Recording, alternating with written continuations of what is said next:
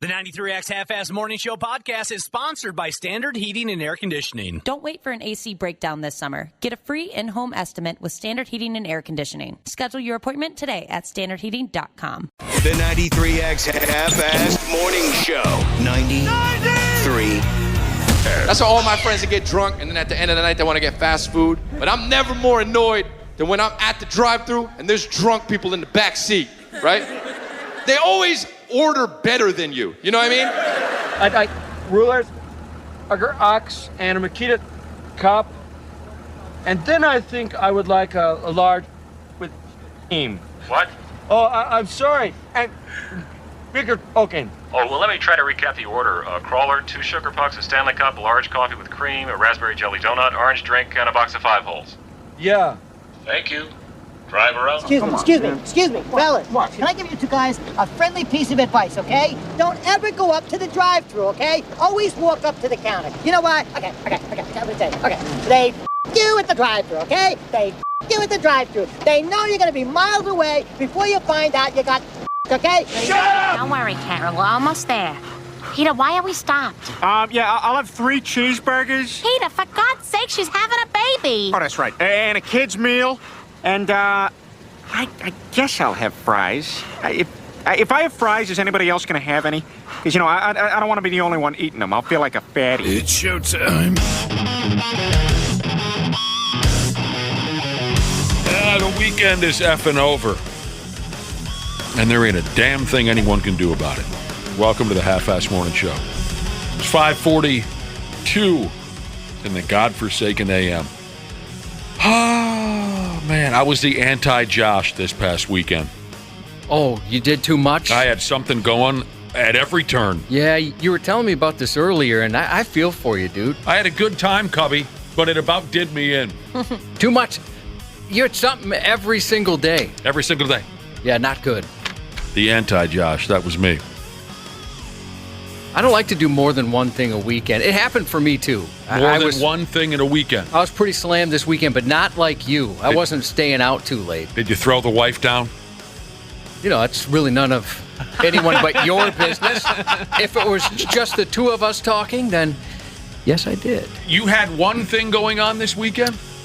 No, I don't like to do more than one thing a weekend, but this weekend, unfortunately, I was kind of slammed too. But, you were also busy. Yeah, but not out late like you were Saturday, and then I'd imagine for you had to get up early Sunday to go rock the mound at the Twins game yesterday. We were out so late on Saturday, yeah, and then thanks to everyone at the Twins for having another member of the Half-Ass Morning Show out to Target Field yesterday to toss out a first pitch. It was my turn yesterday, and ooh-wee, did I airmail that pig. I did get a text that somebody said, hey, tell him to stick to radio, and I thought, it couldn't have been that bad. Well, I saw the video. It man, looks pretty good. I'm old. Oh, where'd you see the video? Somebody posted it on Twitter. A listener did. I saw a video, too. It didn't look that bad. Well, I appreciate that, Ashley. I'm a couple months away from 52 years old, and it showed yesterday on the bump. But, boy, it was really a cool experience. Were you nervous at all? No. Yeah, you don't really get nervous for stuff. No, I do that for you. You get nervous. I pick up the slack. Yeah, you do get nervous for me. Yeah, sometimes there's not enough nerves around here, so I'll pick up the slack for everybody else. Well, speaking of nerves, I'm going to run something by you here in a minute. I wasn't nervous at all. But a lot of you older folks in our listening audience will be able to relate. Wapple, you're next, I believe, on the program to throw out a first pitch. And lucky you and good for you being able to get out there as a young man. Mm-hmm. Yeah, I'll be doing it August 6th. Are you going to be sober? Oh, yeah. Really? Like not even a little of the marijuana or anything? No. I'll be doing it. I think I have a 110 pitch, too. Yeah, they're stuffing us in the day game slot, so with the sunlight, folks can get a real good look at us. They know we're a handsome group. And then every Sunday, it's Kids Day, apparently, too. Oh, there were a lot of kids at that game yesterday, Wapple. Yeah, so they'll be giving away lunch boxes on August 6th. Yesterday, it was back-to-school backpacks. Oh, that's cool. Already? Yeah. They're out to crush the summer of every young person in the county. Let's start giving away back-to-school backpacks in July. Yeah, I'm so sorry I couldn't make it. I wanted to go bad. I was telling you off air, we had something going on yesterday, but my stepson was able to go, and with his girlfriend, they went out to watch and support my friend here. And I appreciate that. I ended up sitting 3 rows behind them. I said hello to them. That's great. Yeah, I'm sure they like that. But I'll tell you what, good for you, Wapple, and lucky you to be able to get out there as a young person. Some of you folks who played beer league softball for many years, like I did, you don't have to actually be a beer leaguer. You just have to be a little older to understand. But beer league's a good example. You know, when you played beer league, or if you ever went to watch it, when the boys get out on the field for warm-ups, you already know what I'm talking about, Wapple? Oh my God! And yes. you know when the beer leaguers are warming up, that first throw, you know how all the boys on the field go, ah! And it's anybody's guess where the ball is going to. Oh yeah, you can kind of know how the game's going to go by that first throw. That first warm-up toss. Well, if it goes into the dugout, it's not going to be a good game. Well, I think that you can properly warm. Anyway, that even when you take your kid outside to play catch, and that first throw, you go, oh God, and the ball goes nowhere near its target. That was my throw yesterday. Oh yeah, so I'm looking at it now. That was high and wide. Oh, right at that release point, Cubby. Yeah, you look good though. Honestly. I felt good. You really do. You look cool out there. And I honestly, I was surprised when I saw it. Just, whoo, I was surprised because it felt pretty good. But right at that release point, all the muscles and tendons that are involved in throwing, they all said, "Wait, we didn't ask to be part of this." And it was anybody's guess where the ball was going to go. I think this might be my fault because on our way to our event yesterday, my wife's like, well, how do you think he'll do? I'm like, he's going to dominate. You know, I think I jinxed you. I should have just said, we'll find out after it happens. Appreciate the confidence. Yeah. I thought for sure it was going to be the pitch of the year. Somebody showed me video yesterday, and if you watch the video after I released the ball, I kind of grabbed my shoulder. Did it hurt, or was that? Do you want to know why? Why? Because it friggin' hurt. It did hurt. Yes. Yeah. Oh my day. Yeah, I was showing. I can barely get my arm up over my. I went to the doctor for it. I can barely get my arm up over my shoulder lately. I don't know what's going on. Is it from being too swole? Probably. Yes. You think that's what it is? Yes. Mm-hmm. Sweaty UPS Chris Jesus says, "Good morning, butt plugs." Well, good morning to you. I had another text I was going to read you guys. Oh, here we go. This is from Type 1 Cop Jesus. He is first and foremost, he said, good morning, penis breath. And he wants to know if I can guess his apparel this morning. And then he told me, camo shorts, Menard shirt, North Face jacket, Minnesota Wild. Oh, maybe he's guessing my apparel. I'm sorry. I was going to say, if he was asking us to guess his apparel, well, he's dressing up as Josh. Yeah, okay, that's what I thought he was saying. I'm sorry, he was guessing mine. Now, I was going to mention this. So yesterday we went to this nicer restaurant, right? And I was wearing my Apollo Heating, Air, and Plumbing sweatshirt. All right.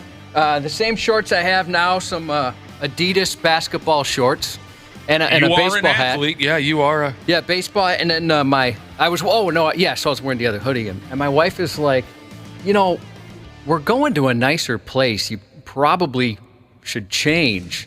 So I put on my Minnesota Wild sweatshirt. And I thought, class it up a little bit. Look at you. I swapped, because I love my Apollo hoodie, but my wife, and it's a little too big. She's like, it's a little too big. Why don't you put something else on? So I put on my Wild sweatshirt, and the rest stayed the same. And I realized as we were, I caught a glimpse of myself in a window there. And I thought, I have the same style sense as Adam Sandler. Yeah, that's very much the Sandler look.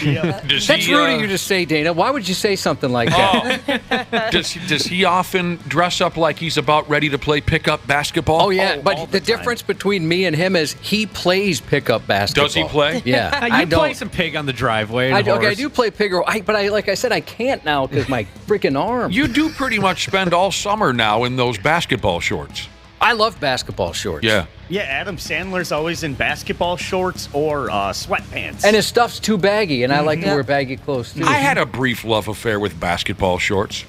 They're so comfy. But I gave up. Were you warm? I noticed you were wearing pants on the pitch. Were you hot? I always wear pants. I never wear shorts anymore. It was really hot on the field. In the stands, it was decent yesterday. So, were you sitting on the third base line? First base line, but we were high up enough to where we were in the shade.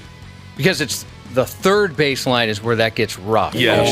I remember the first time I ever went to Target Field, I sat on the third base line in the lower level, and I looked like a lobster afterwards. Yeah, you could fry an egg on the third base line at Target Field on hot days like yesterday. It was very hot on the field, and not that this affected my pitch. My old age affected my pitch, but I had a Twins sleeveless on, and then they gift you a jersey, and you wear a jersey out to the bump. So then I had 2 layers on, and it was really hot. But once I was in the stands, it was fine. Did they give you a particular player or just a number? For the jersey? Nothing on the back. Cool. Nothing on the back. Threw to TC Bear, which was a real thrill. I just wish I could have come somewhere near the Twins mascot. But I had a similar experience that you did when you threw out your first pitch, and it startled me just as much as it startled you. Oh, no. Do you know what I'm referring to already? Yes. What's wrong? Because I enjoyed it. I didn't like it. Okay, what I'm referring to is when Ashley threw her first pitch, and then after you throw the pitch, you get together with TC, and I'm the #1 TC fan in town. You get together with TC, you take a photo. He talked to you, didn't he? What? It's terrifying. He talked to you, and you're creeped out, but it seems like you're still bothered by it. I thought that I didn't like that. That's a no-no. Yeah, I didn't think they were supposed to do that. It's supposed to be a mystery. It's like when I read a book and then I watch the movie and I'm like, oh, I liked the person like I pictured in my head better.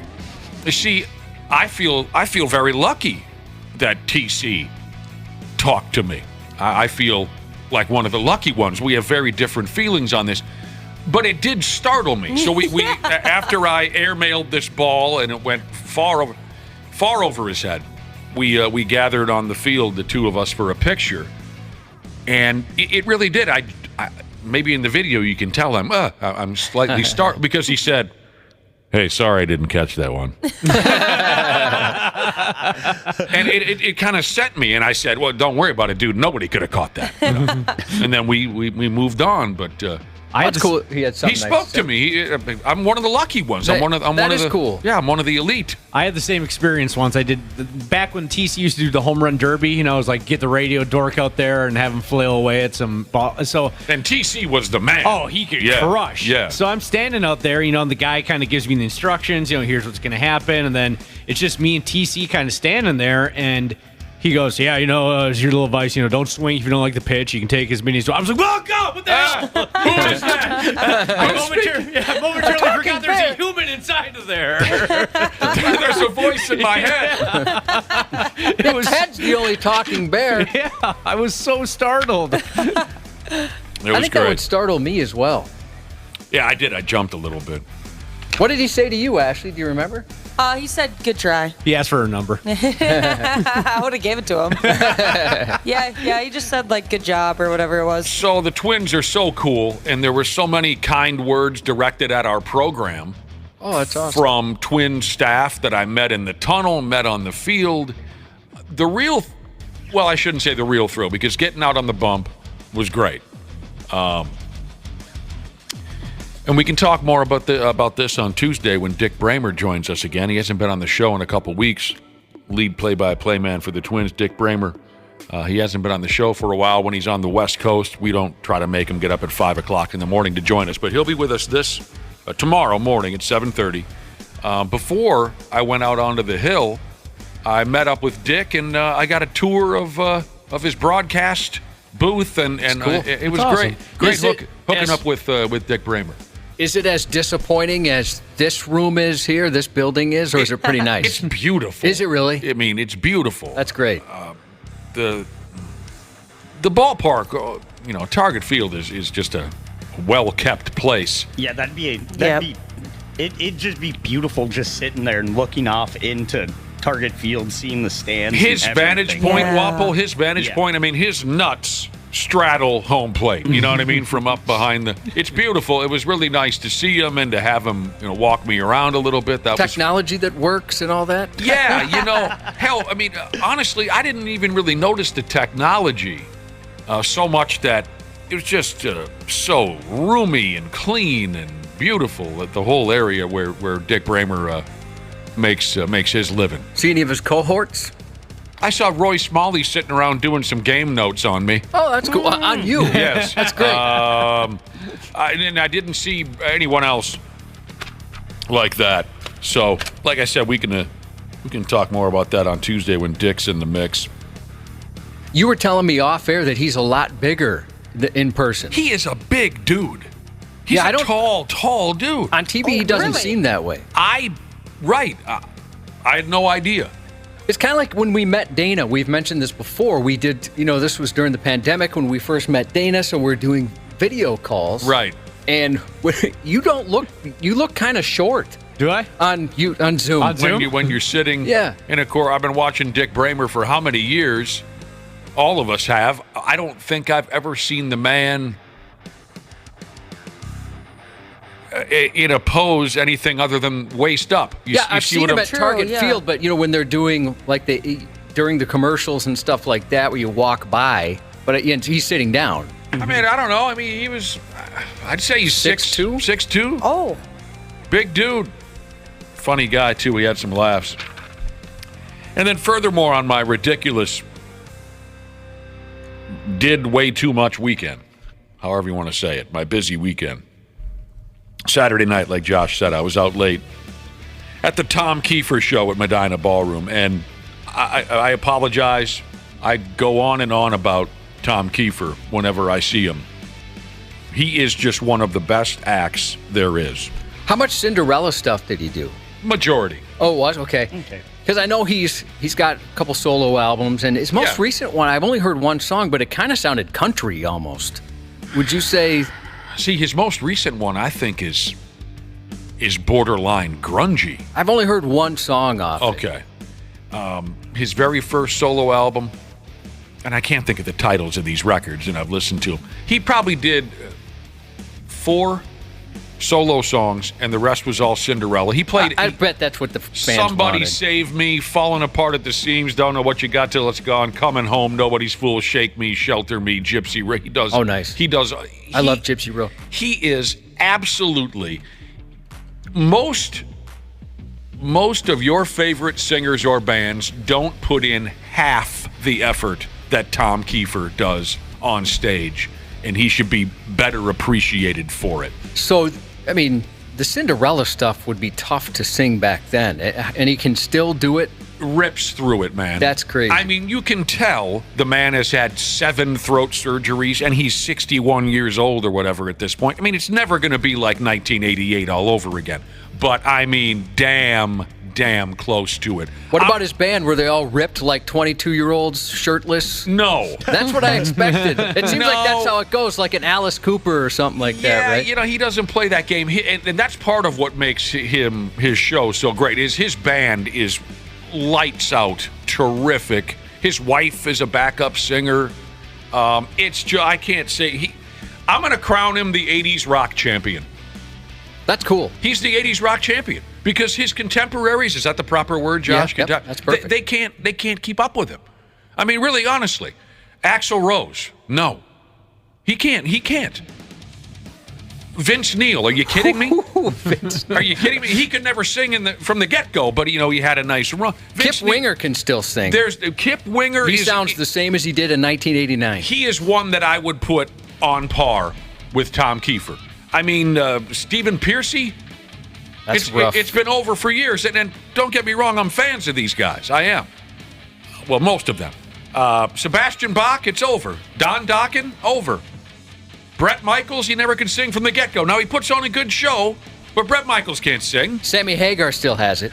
I don't see, now, I'm nitpicky when it comes to this. I don't count him as an 80s guy. I count him as a 70s guy. That's why I'm not going to... Rob Halford, Bruce Dickinson, I don't count those guys. They're 70s guys. They can still do it. Oh, without a doubt, but I'm just I guess talking I don't know about Rob Halford. I haven't seen him in a long time.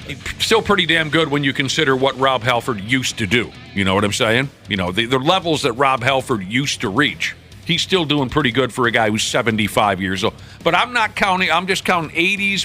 If you made your mark in the 80s in hard rock, that's who I'm putting Tom Kiefer against. Well, as a Costco member, Lane is dead. I'm sorry, unfortunately. I missed it. As a Costco member? Oh, did I throw that out there? That's really weird. See, I became one over the weekend. Oh, wow. And I don't know why I threw that out there. Dude. It's almost like I was bragging about it. You know what I'm saying? Can you take me to Costco? No. I had to become a member. Do you know what I went through to be accepted as a member? It's a big initiation it's a whole process, actually. Cubby texted me yesterday during the baseball game to tell me that he was now officially a Costco member. Well, I was wondering if he wanted a 2-pound bag of Hormel pepperoni. And if you're wondering, who goes to a store and buys 32 hard-boiled eggs in a box? This guy right here. I sure do. Dude. Haven't you learned your lesson with hard-boiled eggs? No. They almost killed you. We spent $300. Yeah, that's easy. We can't be friends now, though, Josh. We have to be enemies because I'm a Sam's Club member. Well, are you really? That's a I've turf done war. that before. And then I graduated up to... no, I'm just kidding. They're both great. Settle that in the parking lot, I guess, at one point or another. But I had so many people say, dude, you got to do it. You got to. And so we went there Thursday. There's no chance we could have got in. Friday, no chance. Saturday, no chance. It was so busy. So yesterday we were able to get in. And I kind of thought yesterday would be a nightmare too. But I'm also a member. I don't take advantage of it very often, but I'm proud of you. Look at the size of those TVs, huh? Oh, man. Yeah, that's tempting. And they put them right in the front. They do. And, we were all like pumped that we're executive. Did I say executive members? Why would I even say that? It doesn't make sense. How the hell do you become an executive member? You pay an extra $60. Oh. And you get some other things. I don't know. My wife kind of did it. My son and I just stood in the background while she did it. And Did you get a hot dog though? Or no. anything from the cafeteria thing they got Yeah. there? Yeah. The hot dogs and the pizza and the soft serve ice That's cream. a reason to go. That's a beautiful thing. Last time I was did there, the soft serve. I did some pop. Yeah. Last time I was there, the line for the food was out the door. But if you're an executive member, they should cart you around the place on a golf cart or something. Executive sweet. member. But anyway, I'm happy for you. Did you buy my favorite item? I don't know that you can find these anywhere else. Did you buy the microwavable grilled cheese sandwiches? No, but we did see them. Dude. And we were Those are going like a little nuts with how much we bought. But did you see these? They have these, it's becoming a commercial. They have these like hash browns with cheese in them, and they're basically like a corn dog. Oh, wow. And Did you buy them? oh, here's two things we saw. People with sunglasses inside, and I thought, this is awesome. Well, Costco brings out the beautiful people. Yeah, they were executive members. They had to have been. And then this couple, as they saw these hash brown corn dog things, were going nuts. They acted as if they just ran into Brad Pitt or something like that. Their enthusiasm made us wanted to buy some. Maybe they worked there. Yeah, it's all set up to get you to buy them. That'd be great. Did they have the samples going? They sure did. Nice. You gotta pounce on those microwavable grilled cheese sandwiches. I saw them. We should have done it. Because I don't know how to make a grilled cheese sandwich. All right. And I love grilled cheese sandwiches. This is where it's at. It's completely changed the way I operate. John Bon Jovi, he can't hang with Tom Kiefer. Oh, no, yeah. He can't. He friggin' can't. Yeah, I can't believe that he had such a nice voice. Or what did he do to himself? Or maybe he just didn't. It's just old age, have the man. surgeries. I don't know. It just falls out at one point or another. Somebody wants LA to know. Guns was fine, too. Oh, yeah, I was going to ask you about that. They were okay. Somebody wanted to know if there was an intercom fart. There was not. There was no intercom fart, no Costco intercom. Did you think about it? Oh, here we go. Yes, I did. I couldn't find a phone. Somebody says the chicken apple Gouda brats are the best. Oh! That's Ninja Turtle Nutcase Jesus. Guess who bought some of those? We did. My executive friend Josh. We sure did. I'm happy for you. Yeah, I hope everyone gets to be one someday. I mean, don't count on it. It's kind of just the elite. But Nick and I, we both are. We're both there. And Yeah. a lot of people texting in. They've also went through the grueling process to be accepted by Costco. My parents are a part of Costco, and they hold it over my head too. What do you mean your parents are a part of Costco? They're a member. Oh, they're members. Yep. I thought I you don't meant- think they're an executive member though. No, they ain't got That's the bucks that bougie. Cubby's got. A part of Costco. I thought you were going to say that they worked there or something like that. Oh, that's great. It was a hell of a weekend. It was a busy weekend. It kind of seemed like a long weekend a little bit to me. And now it's going to turn just hotter than Dutch love. I'm miserable about it. Is it like 100 midweek? Yes. That's not cool at Wednesday and Thursday, 100. You know what that means to me? I'm going to freeze to death because that's I perfect live. for me. I don't enjoy it. It's funny, but it's true. I don't enjoy extremely hot weather because I am going to freeze to death. I live in the coldest house in Hennepin County, and when that stupid-ass air conditioner is on for 5 minutes, it's like you could hang friggin' meat in my stupid house. So that's why I'm not going to go outside. I'm not going to spend much time. Heck no. But I'm just going to freeze to death in the house. I'll be wearing layers in my house when it's 100 friggin' degrees out. I've already emailed Dakota Electric and said, make some more for me this week. I'm going to be needing it. That AC's going like crazy. You can have 3/4 of mine. God, I hate it. But that's what we're up against. Dr. P. Jesus today? Yes, sir. Round 820. You're a terrific crowd. We'll check back in here in a few minutes on the Half-Assed Morning Show. Half-Assed Morning Show. They're loud, they lose control, they do their little circus act, they're a nuisance. 93X. CJ Ham for Standard Heating and Air Conditioning. When I'm on the field, I can take anything. But at home with my family, we like everything to be comfortable. That's why I trust the pros at Standard. They've been keeping Minnesotans like me comfortable for over 90 years. Is your cooling system making strange noises or not cooling properly? Don't wait for an AC breakdown this summer. Get a free in-home estimate with Standard Heating and Air Conditioning. Schedule your appointment today at Standard. Oh, we've got a #1 deluxe meal. Is there anything else I can get you? Yeah, I'd also like a good night's sleep. Maybe something like the I didn't struggle all night with my uncomfortable CPAP mask. Sir, I think what you're looking for is Inspire. It's an implant that works inside your body to treat sleep apnea without a CPAP. Come on. He sounds angry. Inspire. Sleep apnea innovation. Inspire is not for everyone. Talk to your doctor to see if it's right for you. And review important safety information at inspiresleep.com. Stupid news on the Half-Assed Morning Show. Welcome back. We were talking a few minutes ago about how we had long, busy weekends. Busy. So did a couple of our listeners. Here's one. One of our listeners, he or she got involved in one of the worst things. One of the worst things. They say, I spent the entire weekend moving for the first time. For the first time, too. And they say, now the weekend is over and I'm miserable. That's what I get to do this week. I'm super excited. You're moving? Yeah, moving. I did not know that. Again, didn't you just buy a house? No, I currently rent a house, and my lease is up August 1st. But in the process Thank you for the specifics there. well, because it matters, because in the process of buying a house. So. What? We didn't know that. Yep. Did you get a raise or something? No. It's not just me. Me and my boyfriend are doing it together. So. Oh, Oh, this is going to go nowhere. Oh, no. It's going to end terribly. Not good. This listener closes out the text. They said, again, they spent the entire weekend moving for the first time, and now they're miserable.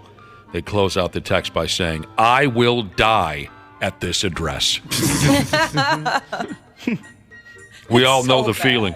We all know. Oh, also, local living legend, former wrestling referee Rob Page texted in to say, good morning, Marks. Oh, good to hear from him.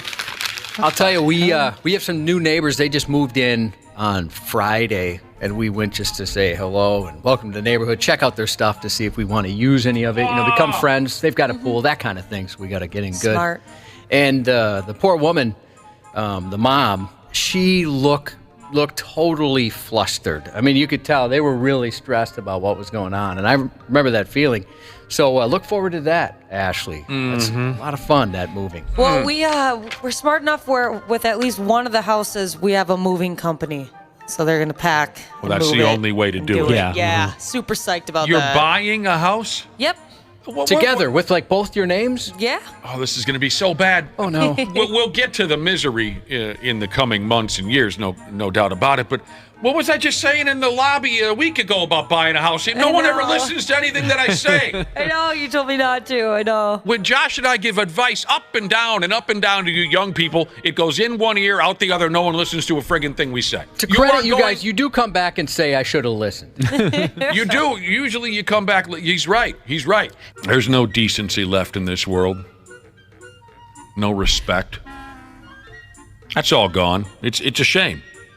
This here first stupid news story.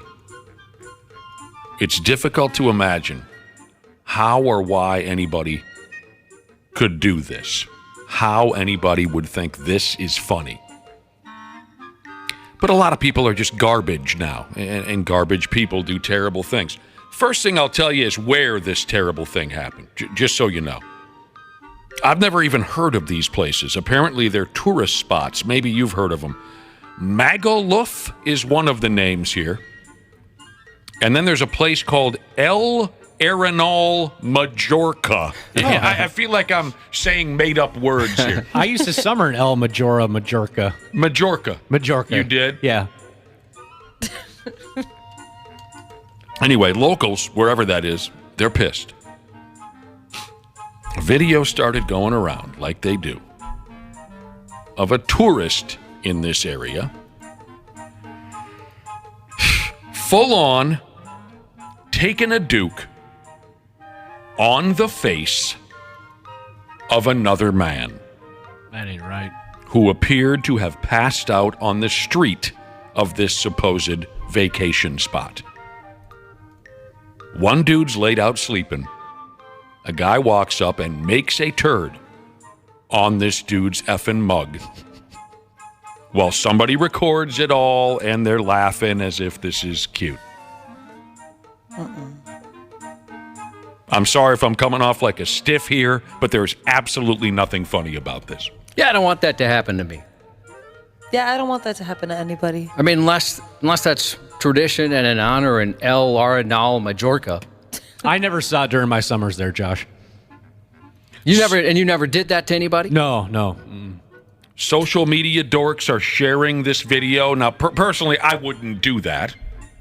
But that's how social media dorks operate. And a lot of them are saying that they believe this is the sickest thing they've ever seen. And I do believe that.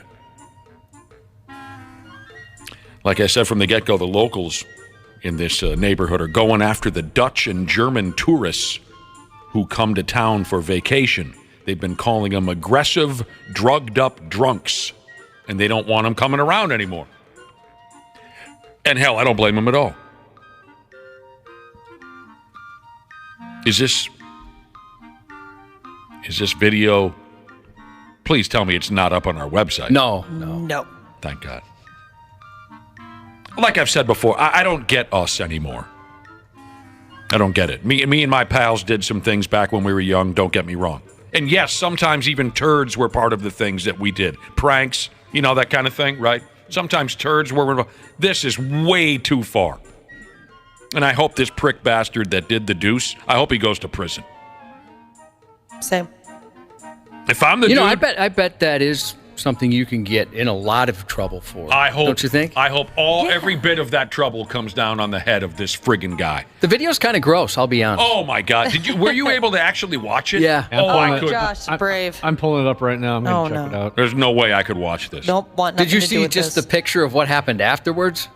The picture of what happened? Like the product? Yeah, I saw a still photograph. Yeah. That's bad enough. That's all you needed to see. That's all I could muster. If I'm the dude who took the turd on the mush, I'm doing everything I can to make sure I get even. Absolutely everything. It would take everything in me to not want to kill that person. I think I'd just be confused and also wonder why me? What did I do? Why me? How could you do that to somebody? And how do you even come up with that idea? Well, I hate to sound like a broken record, but social media, man. It's so you can put up a funny video of how crazy you are, and everybody, who's that guy, dude? That's what it is, man. Sorry I blew up. Nah, it's infuriating. Yeah, I just watched the video. That ain't right. I'm hoping that they know each other and they're just goofballs and this is a social media stunt and everybody was in on it. Oh, I'm hoping this is all a bit. Of course. Now, this here. I'm glad I'm not caught up in the middle of this deal. This one's for you true crime types. See if you can figure this one out. A flower shop in Mexico found a severed penis out front the shop. Well, that's how you grow new plants, right? Penis plants. Oh, yeah, he's got planted now. Great. Now, Josh, I know you love puns. But you tell me, is this a reach here? Okay, again, flower shop. There's a severed penis out front the joint. Here's the pun. Did he cut off his penis to spite his vase? Yeah, I've heard better. The story says that this severed crank was left there to intimidate. And that would work on me. I'd be intimidated for sure.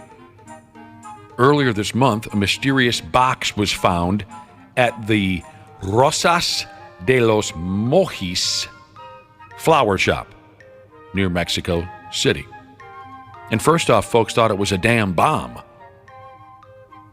little box out front, they called the bomb squad to check it out. But it wasn't any kind of explosive.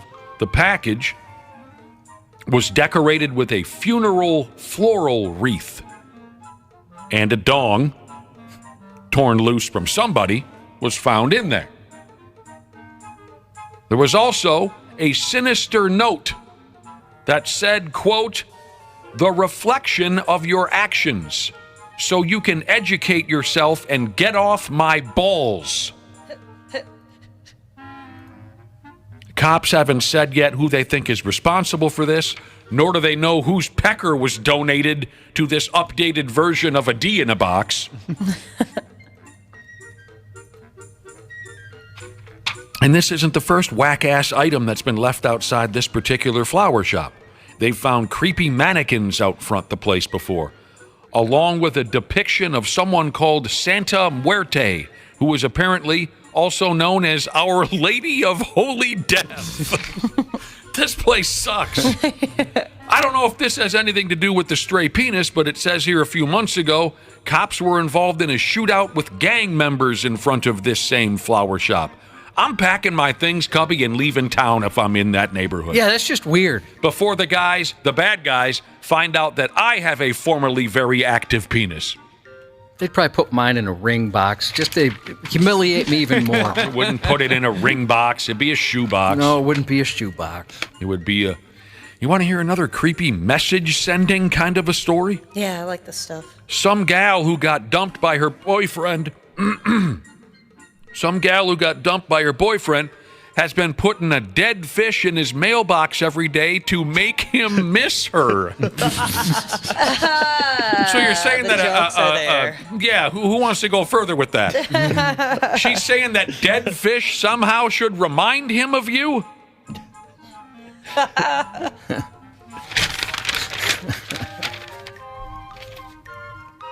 Let's get back to this raise. So that was not uncomfortable. We said to you, and you said, I'm kidding. Different types of kisses have made the stupid news here now. Couple weeks in a row. Different kinds of kisses, I said. And I know what some of you were saying. You're saying, what about a voodoo kiss? What band, Mr. Big? What album, Lean Into It? What year, 1991? How long is the song? 4 minutes and 7 seconds.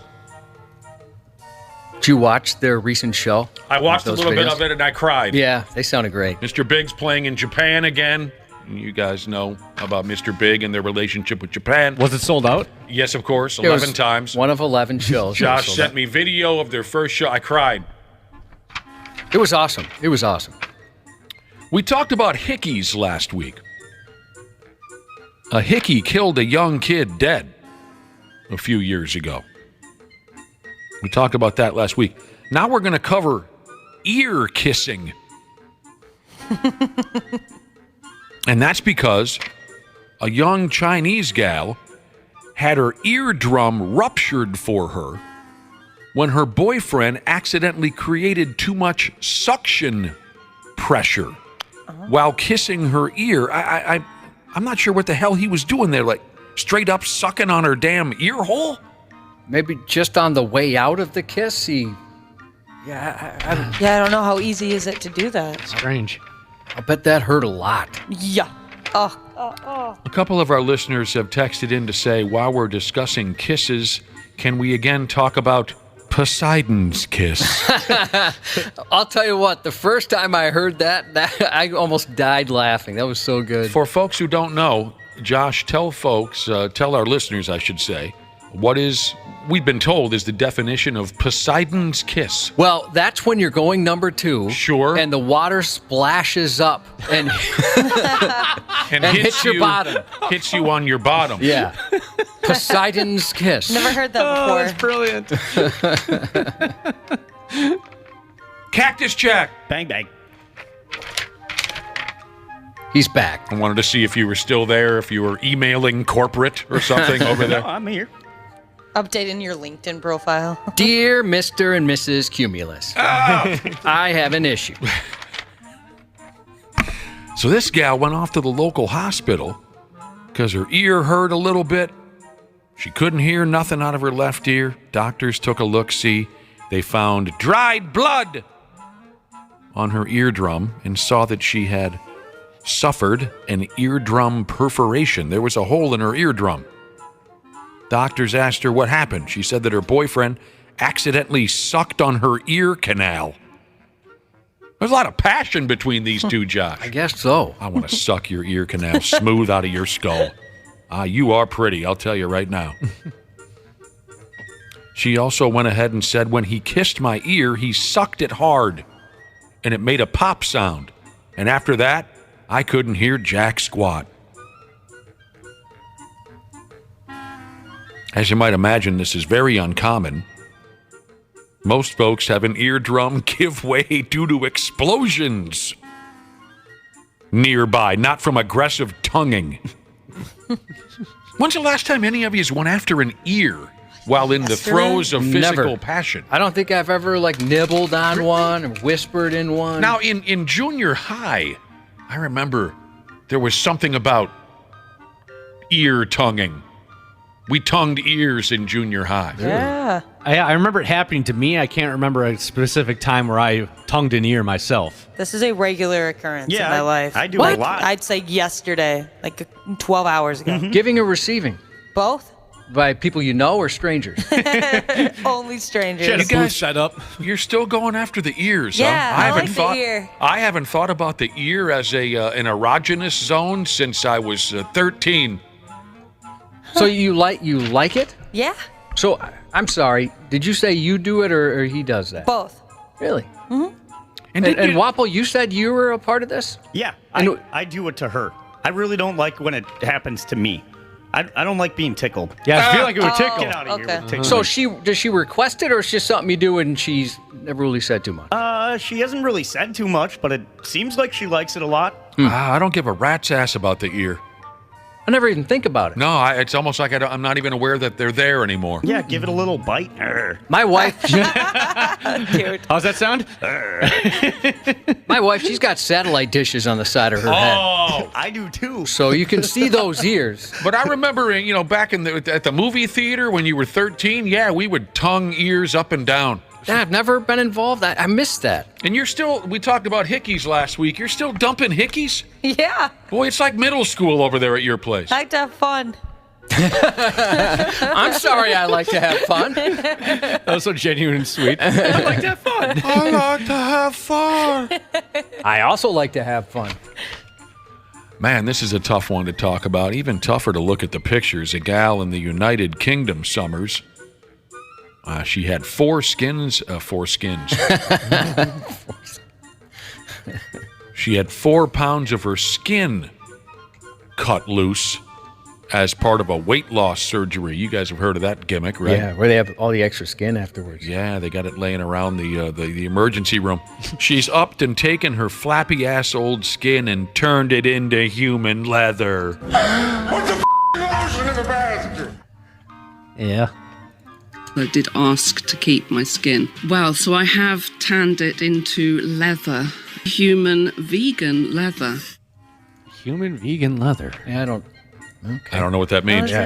She's I don't know what any of that means. She's a 52-year-old artist, of course, by the name of Katie Taylor. Back in 2004, she was diagnosed with diabetes. She went on a weight loss mission, and by damn if she didn't dump 84 pounds with what they call here a keto diet and some weightlifting. Keto.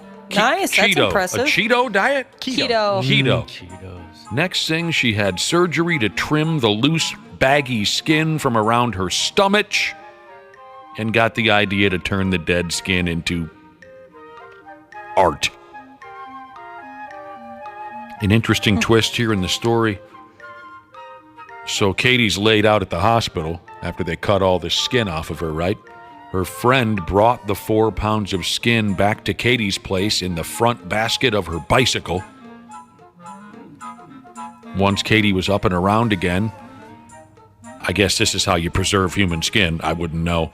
She put her severed stomach flab in saline. It sat there for 9 months. Then she moved it to her freezer right there with the fish sticks and the popsicles and whatnot. Oh, fish sticks. I love fish sticks. Me too. It's been a while. I love them. Do you put them in your mouth? Yeah. Fish sticks? Absolutely. Man, I love Absolutely. The story goes into the long process here of how she then turned her skin into belts and whatnot. It's a boring process. I can tell you that at one point or another, she did literally put the lotion on the skin. Oh. She did. Oh, gross. I didn't need to see those pictures. It's tough. Yep. And then you'll like this.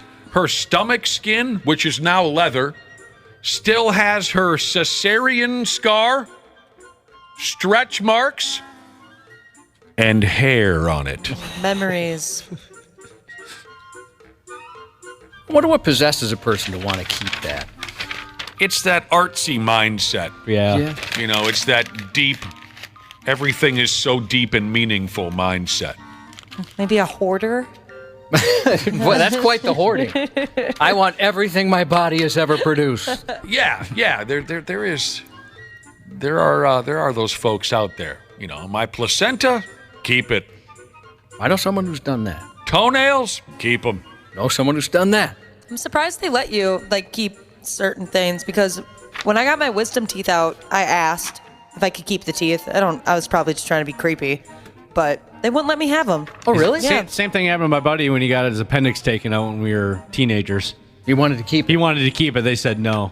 Huh. And the best part about him getting his appendix, we still make fun of him because he had to go to the bathroom before the procedure. They said go to the bathroom, so he's in his gown. He goes to the bathroom, and the pain got so bad that he fainted and got a concussion by hitting his head on the toilet. Oh, no.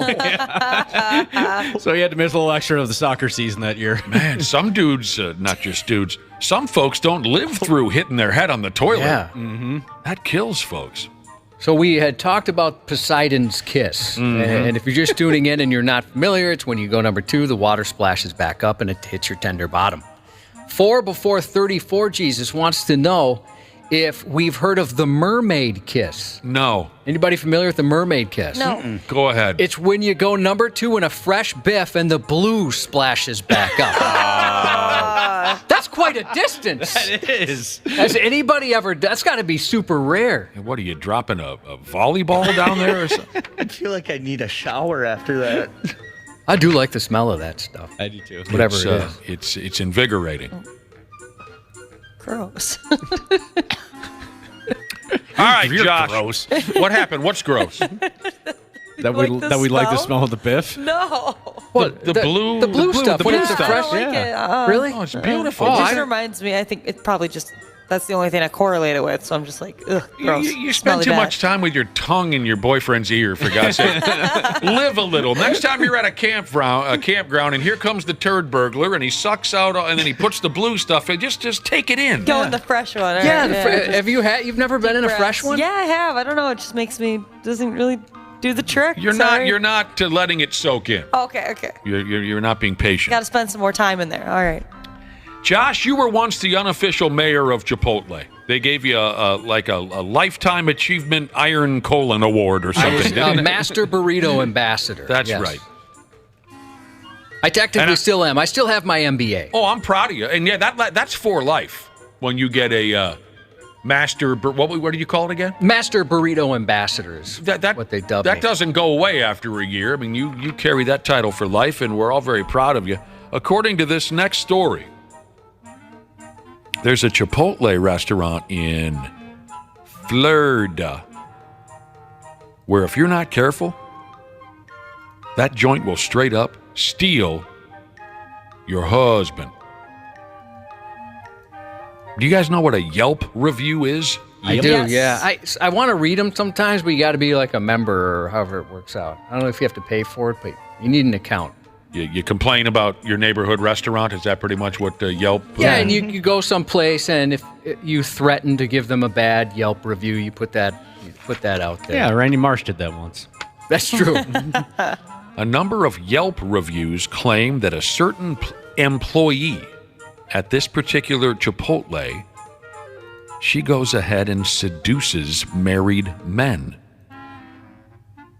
One example of these Yelp reviews said, "Don't send your husbands here to pick up Chipotle." This is all very sexy. The joint is in Fort Myers, Florida. The folks down there say that the alleged homewrecker at Chipotle is named Lucy. A Yelp review last month left by a gal named Jessica said, "Stay far away. Lucy, the GM, or whatever position she's in over there, she likes to sleep with married men, a.k.a. her customers."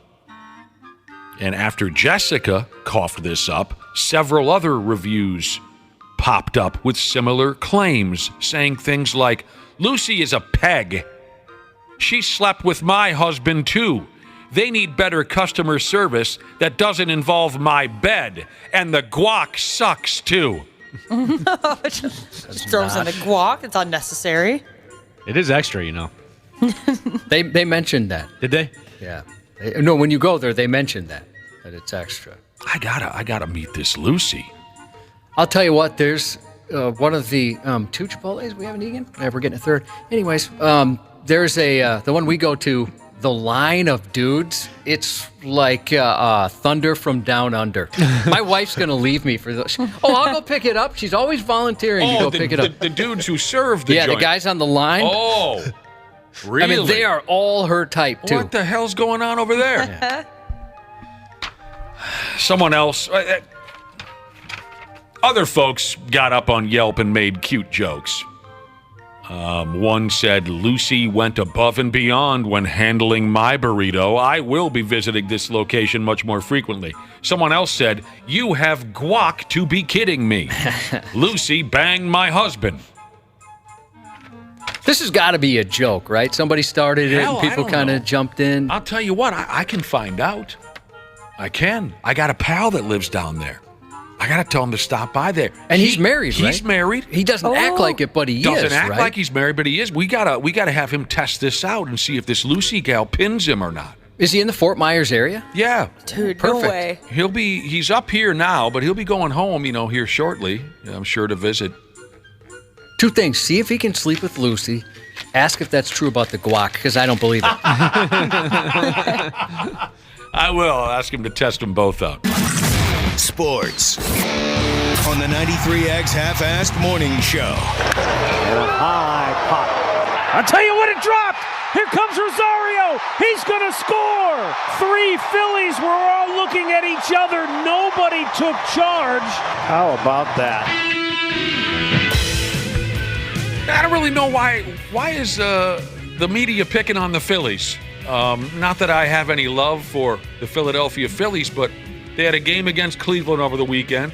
There was a pop-up that 3 outfielders just kind of stared at, and they let it drop, and Cleveland won the ball game because of it. But that happens all the time. Yeah, I guess it really does. It was pretty funny. Maybe it's a slow news day. Yeah, and everyone's picking on the Phillies. Look at this gangbang where 3 guys just watch the baseball. I'm like, you can see that at damn near any ball game, but everyone's teeing off. Maybe was Bryce Harper involved? Then I totally get it. No, he wasn't involved. He wasn't involved. Speaking of baseball, the Twins swept the White Sox over the weekend, including yesterday's 5-4 12-inning win. Ryan Jeffers hit a 2-out RBI single to win the Pig. I mean, not that we're anywhere near over, but they do now have a 3-game lead on Cleveland in the American League Central. Oh, it was a long game yesterday. They pretty much emptied the bench, but they got her done. Nice comeback. Now they start up a series with Seattle. Tonight, game 1. Kenta Maeda starts tonight against Luis Castillo for the Mariners. 6:40 on Bally Sports North. Oh, they play a day game on Wednesday when it's going to be 100 degrees. Oh, no, thanks. Yeah, that is going to be uncomfortable. That's a noon game. That's trouble. We'll talk to Randy and Brad here shortly about all that went on over the weekend. Josh's News is coming up next. Half-Assed Morning Show. They're loud, they lose control, they do their little circus act, they're a nuisance. 93X. CJ Ham for Standard Heating and Air Conditioning. When I'm on the field, I can take anything. But at home with my family, we like everything to be comfortable. That's why I trust the pros at Standard. They've been keeping Minnesotans like me comfortable for over 90 years. Is your cooling system making strange noises or not cooling properly? Don't wait for an AC breakdown this summer. Get a free in-home estimate with Standard Heating and Air Conditioning. Schedule your appointment today at standardheating.com. Mix a little sports analysis, pop culture, and great interviews, and you've got the Rich Eisen Show podcast. Whenever I drive separately with Susie, you always have to go first. So sure enough, I pull into the garage. She's not even here yet, which allows me now the opportunity to stand there, just holding the door open, like the gentleman that I am. And I snapped a photograph of Susie's reaction, and there it is. How did you get here? The Rich Eisen Show podcast, wherever you listen. Half-Assed Morning Show. 93X. Very violated. Just disturbed. I don't think he should be open today, no. And I think that's awful that he is open. A Massachusetts chiropractor was busted this month for allegedly spying on naked patients through a camera he planted inside his practice's bathroom. 44-year-old Scott Klein charged Friday with photographing an unsuspecting nude person after one of his patients noticed an odd-looking plastic coat hook in the restroom of his chiropractic business.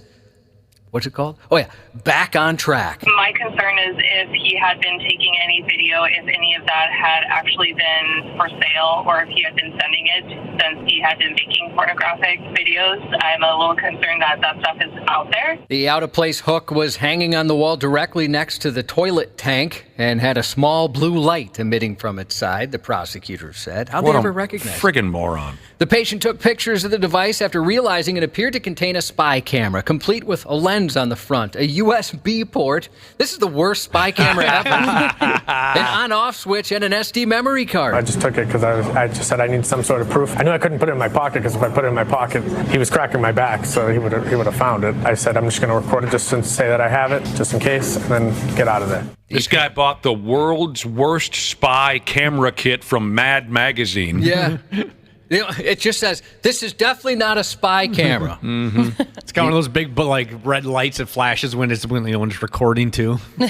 The patient's father and another man immediately confronted Klein, who allegedly begged the men to keep the discovery a secret. The pair ultimately called police, who searched the office bathroom to find the disguised camera, which he had allegedly removed and destroyed, but they were able to recover the information. How could I get you guys to keep this quiet? Maybe I could send you some sexy videos. Because I've got a lot. Yeah. You'll recognize some of the people in it. Sure, your wife. An Oklahoma judge is under scrutiny after courtroom cameras revealed her surreptitiously scrolling through her smartphone during a trial. This was a trial regarding the 2018 death of a 2-year-old boy. Oh, boy. Security videos from the courtroom show Lincoln County District Judge Tracy Soderstrom texting, looking at Facebook, and sending gifts during the trial of a 32-year-old man accused in the death of his then-girlfriend's toddler. Footage from a ceiling security camera pointed above the judge's bench showed her repeatedly checking her device throughout jury selection, opening statements, witness testimonies. At one point, she even checked her cell phone during a tearful testimony from the victim's mother. The DA, who viewed the surveillance video after a tip from courthouse personnel, called her behavior shocking. After receiving a tip, I reviewed surveillance video from above the judge's bench, and I can confirm the judge spent hours of the trial on her cell phone, both texting and scrolling through social media. It's both shocking and disappointing to learn, he said. At the start of the 7-day trial, the judge had warned jurors to turn off their phones. Oh, is that right? Put them in airplane mode while the courtroom was in session. Video showed she had held her phone below the top of the bench so it couldn't be seen. An ethics panel is investigating the incident. Dude, it's turned so many of us into just brainless morons. That does shock me, though. Oh, that poor mother. It's a 2-year-old kid. You think that could maybe hold the judge's attention? You're lucky someone doesn't just punch him. You know what I mean? Over something like that. A former Nebraska State Patrol evidence technician stole $1.2 million worth of drugs from evidence storage areas. Drugs later tied to a series of overdoses. The 38-year-old and her boyfriend conspired to steal cocaine, some of it laced with fentanyl, and then sell it, police said. Senior U.S. District Judge John Gerard said the ramifications were huge. The drugs were connected to overdoses, nearly 100 criminal cases, all dismissed because of the lost evidence. And for what? A guy? A little bit of cash on the side, Gerard asked. There just isn't any reason that can explain this, he said. Puzzled by an unprecedented rash of overdoses in 2021, narcotics investigators in the area uncovered the plot. They audited storage areas where she had access to and found she had taken about 154 pounds of marijuana, 19 pounds of cocaine, and 6 pounds of fentanyl. She was sentenced Wednesday to nearly 22 years in prison. That'll get the job done. Yeah, that's a lot of drugs. Mm-hmm. Minneapolis police will spend less time investigating and arresting people who use natural psychedelics like magic mushrooms. An executive order was signed Friday, making it the lowest priority for law enforcement, which means police won't investigate, detain, or arrest people just for using or growing them. This was already a low-level priority. It wasn't like large numbers of people were getting arrested for mushrooms. However, the mayor's office did say don't expect a free pass for using synthetics like psychedelics like LSD or MDMA or for trafficking any type. Clinical trials on psychedelics are underway as a potential way to help veterans suffering from PTSD. Obviously, there's a stigma attached to entheogenic plants. But if you look at the research, you look at what the science has been saying, is largely all pointed in one direction, which is that there are people that can benefit from the properties associated with an entheogenic plant. Minneapolis joins a growing list of major cities that are ceasing active enforcement or prosecution of people using those plant compounds. Similar measures are in place in Washington, Detroit, Denver, San Francisco, Seattle, and the state of Oregon. The magic mushrooms, huh? Seems like you hear more about them lately. Oh, really? Yeah, I've heard people having good results with them. Yeah, like people depression and all that. Depression, you Depression, said? anxiety, PTSD. When we've talked about it before, people have texted in, and listeners have said it's been very effective for them. Yeah, I mean, it's legal in Colorado, I know. Yeah, you take a little, I mean, you don't take enough to, if you're like microdosing, to be like tripping balls all day, so. Tripping balls. Huh? I know. I think a lot of people think that, like, even if you take the smallest dose, you're like going to see colors and stuff, but it's not the case. I bet I would. A man's in jail after allegedly fleeing police during a traffic stop and causing a crash that injured multiple people Saturday.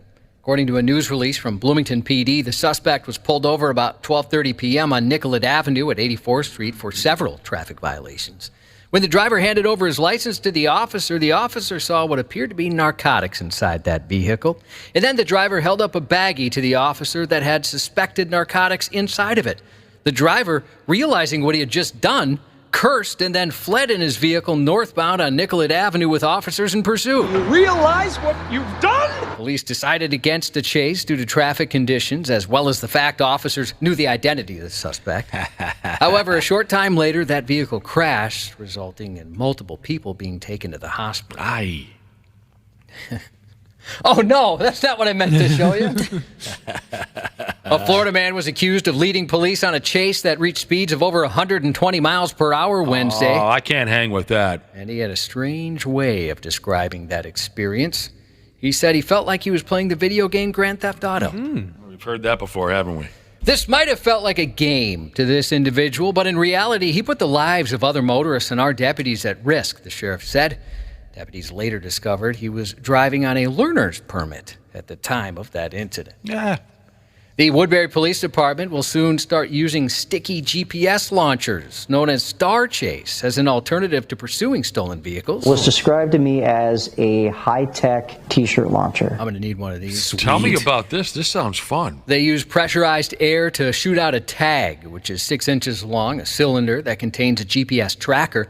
The front of the cylinder contains a sticky resin that will attach to a vehicle with magnetic backup, and then officers can use the tag to track the vehicle on a map instead of engaging in a chase. High-speed pursuits is probably one of the most dangerous things that police officers do. It's very exciting for us to be able to use this technology to be able to serve our community better and safer. The president of Star Chase said the tags have been successfully deployed at speeds of up to 137 miles per hour and hit the target about 90% of the time. Isn't that something? Yeah. You know, and some departments have these spike strips attached to the squad that they can pull up next to somebody on the run and, you know, deploy them. Like shoot them out? Dude, that's sweet. That's badass. Shoot them out to the sides and pop the tires? So maybe they could even be used like in a medical situation. If somebody's going into diabetic shock or they need to slow a vehicle down safely, they can use something like this. Wow. Or just if they, you know, get pissed off in traffic. I don't think the cops would use that, but if they could put that in a regular vehicle. That'd be fun. I had a guy cut me off so bad the other day. If he was a second slower or I was a second faster, I would have pit him. Oh, wow. I mean, we had maybe an inch between our vehicles. Part of me was impressed because he shot that hole, but the other part of me thought, that was just lucky. Yeah. Nobody's that good. Yep. Former Minnesota Vikings defensive end Everson Griffin was arrested Saturday on multiple DUI-related charges in Chanhassen. The 35-year-old was booked into Carver County Jail at 12:41 p.m. for fourth-degree DUI. He was part of the Vikings from 2010 to 2019, and then again in 2021, which is most recent NFL season. His history with mental health has been well documented over the years. In 2021, he revealed publicly he had bipolar disorder, and after an incident that year where police and mental health professionals reported to his home due to an Instagram video that raised concerns. Hopefully he can get the help he needs. Last week, of course, an eventful one for the Vikings for the wrong reasons. 2 days earlier, rookie wide receiver Jordan Addison cited for speeding and reckless driving after going 140 miles per hour in a 55 in his Lamborghini.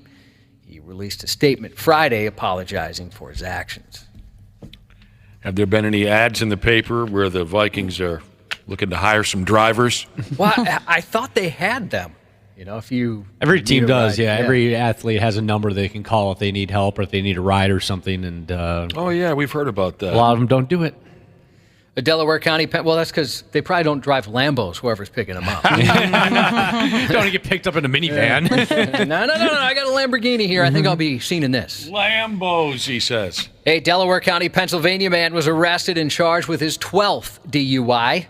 It happened around 1 a.m. July 15th during what police say started as a road rage incident at a Marathon gas station. I like to think of Eddystone as a safe community, but members like this passing through our community is a danger to our residents. The subject seems to make some poor choices and is a real hazard to the residents of the community and the Commonwealth. According to authorities, a woman told police she was being followed by the suspect, later identified as 60-year-old Mark Perota. Police say Perota came up to the woman while she was in her vehicle, knocked on the window, and asked if she had his wife. She did not. The victim tried to get away and was ultimately followed to the Prospect Park Police Department, where she went for help. Police say he gave several false names before allegedly admitting it was due to his driver's license being suspended. According to court documents, he claimed he chased the woman in the car because he believed she was involved with a kidnapping. He denied consuming alcohol or any drugs, but police say he was sweating and talking irrationally. He later agreed to a field sobriety test, which he failed. He was arrested and charged with his 12th DUI. He's also facing several more charges. For his 11th DUI 2 years ago, he was sentenced to 9 to 18 months in prison. According to investigators, he has DUI offenses dating back to the 1980s. Oh, my Dude, dang. 12th DUI. Maybe just like no longer be allowed to drive ever. Yeah, get like an Uber membership or, a e-scooter.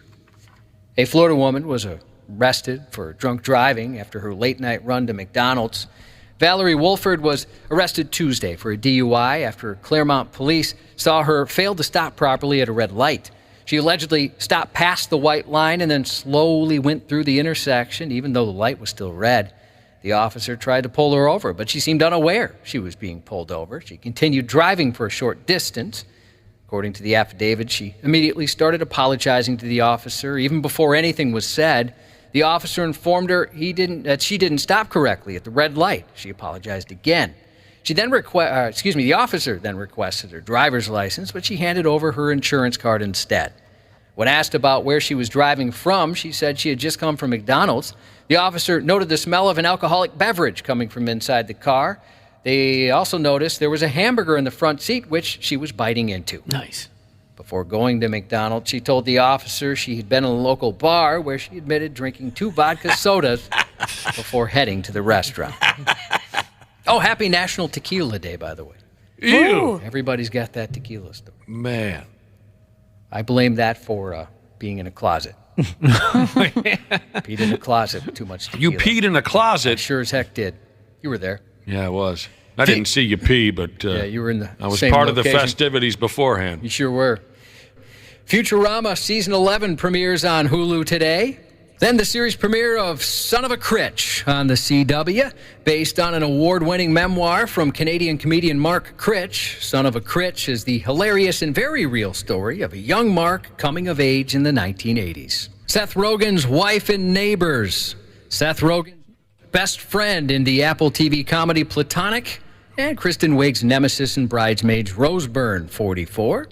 Former WWE wrestler Tori Wilson, 48 today. Oh, my damn. Jennifer Lopez, 54. Former Utah Jazz scoring legend, second all-time for most points in a career behind Wilt Chamberlain. The mailman, Karl Malone, 60. Did anyone else spend last night watching a replay of the 1996 Western Conference Finals Game 7 between Karl Malone and the Utah Jazz and the Seattle Supersonics? I did not. I missed that. That's a very short list of people that can say that, I feel like. I watched it Friday night and again Saturday morning. Ah, man, last night I couldn't resist. The NBA channel was showing that game. 1996 Western Conference Finals Game 7. I dialed into the entire damn thing. I love that. A lot of great names on those teams. John Stockton and on the other side, Gary Payton, Detlef Schrempf, Sam Perkins, guys like that. Shout out to new listeners, Line Painting Jesus and Line Painting Sheezus. We've got the great honor and privilege of welcoming a new member to the sisterhood. Little Malia was born Saturday morning in Rochester. Mom and baby doing good. That's from Barely a Pilot Jesus. Congratulations to the family. Happy 36 to Crop Farmer Jesus from Rosalie. And that's 93X News. Care 11's Randy Shaver. On the Half-Assed Morning Show. Talk about how important nutrition is. I'm probably the worst person to ask that. I'm a candy type person. What? I eat 1 meal a day, drink 1 coffee, and eat like 3-4 bags of candy. See, I'm a gummy type of guy. So yesterday I woke up, worked out again, Came home, showered. I'm hungry. Run to Starbucks, get a quick coffee. That's gonna hold me till like 4, 5 o'clock. This 12. So it's gonna hold me for like 4 hours. Around 4:30, I ordered some candy and a water. Got the Skittles gummies. Then I got the Lifesaver Creations. They the same size bag, so I just mix them. Eat that. That's gonna hold me till like 8 o'clock where I'm having dinner, 8, 9. And then I eat dinner, go to sleep. I'm a candy eater, yeah. Well, Randy Shaver and Brad Ryder. Good morning.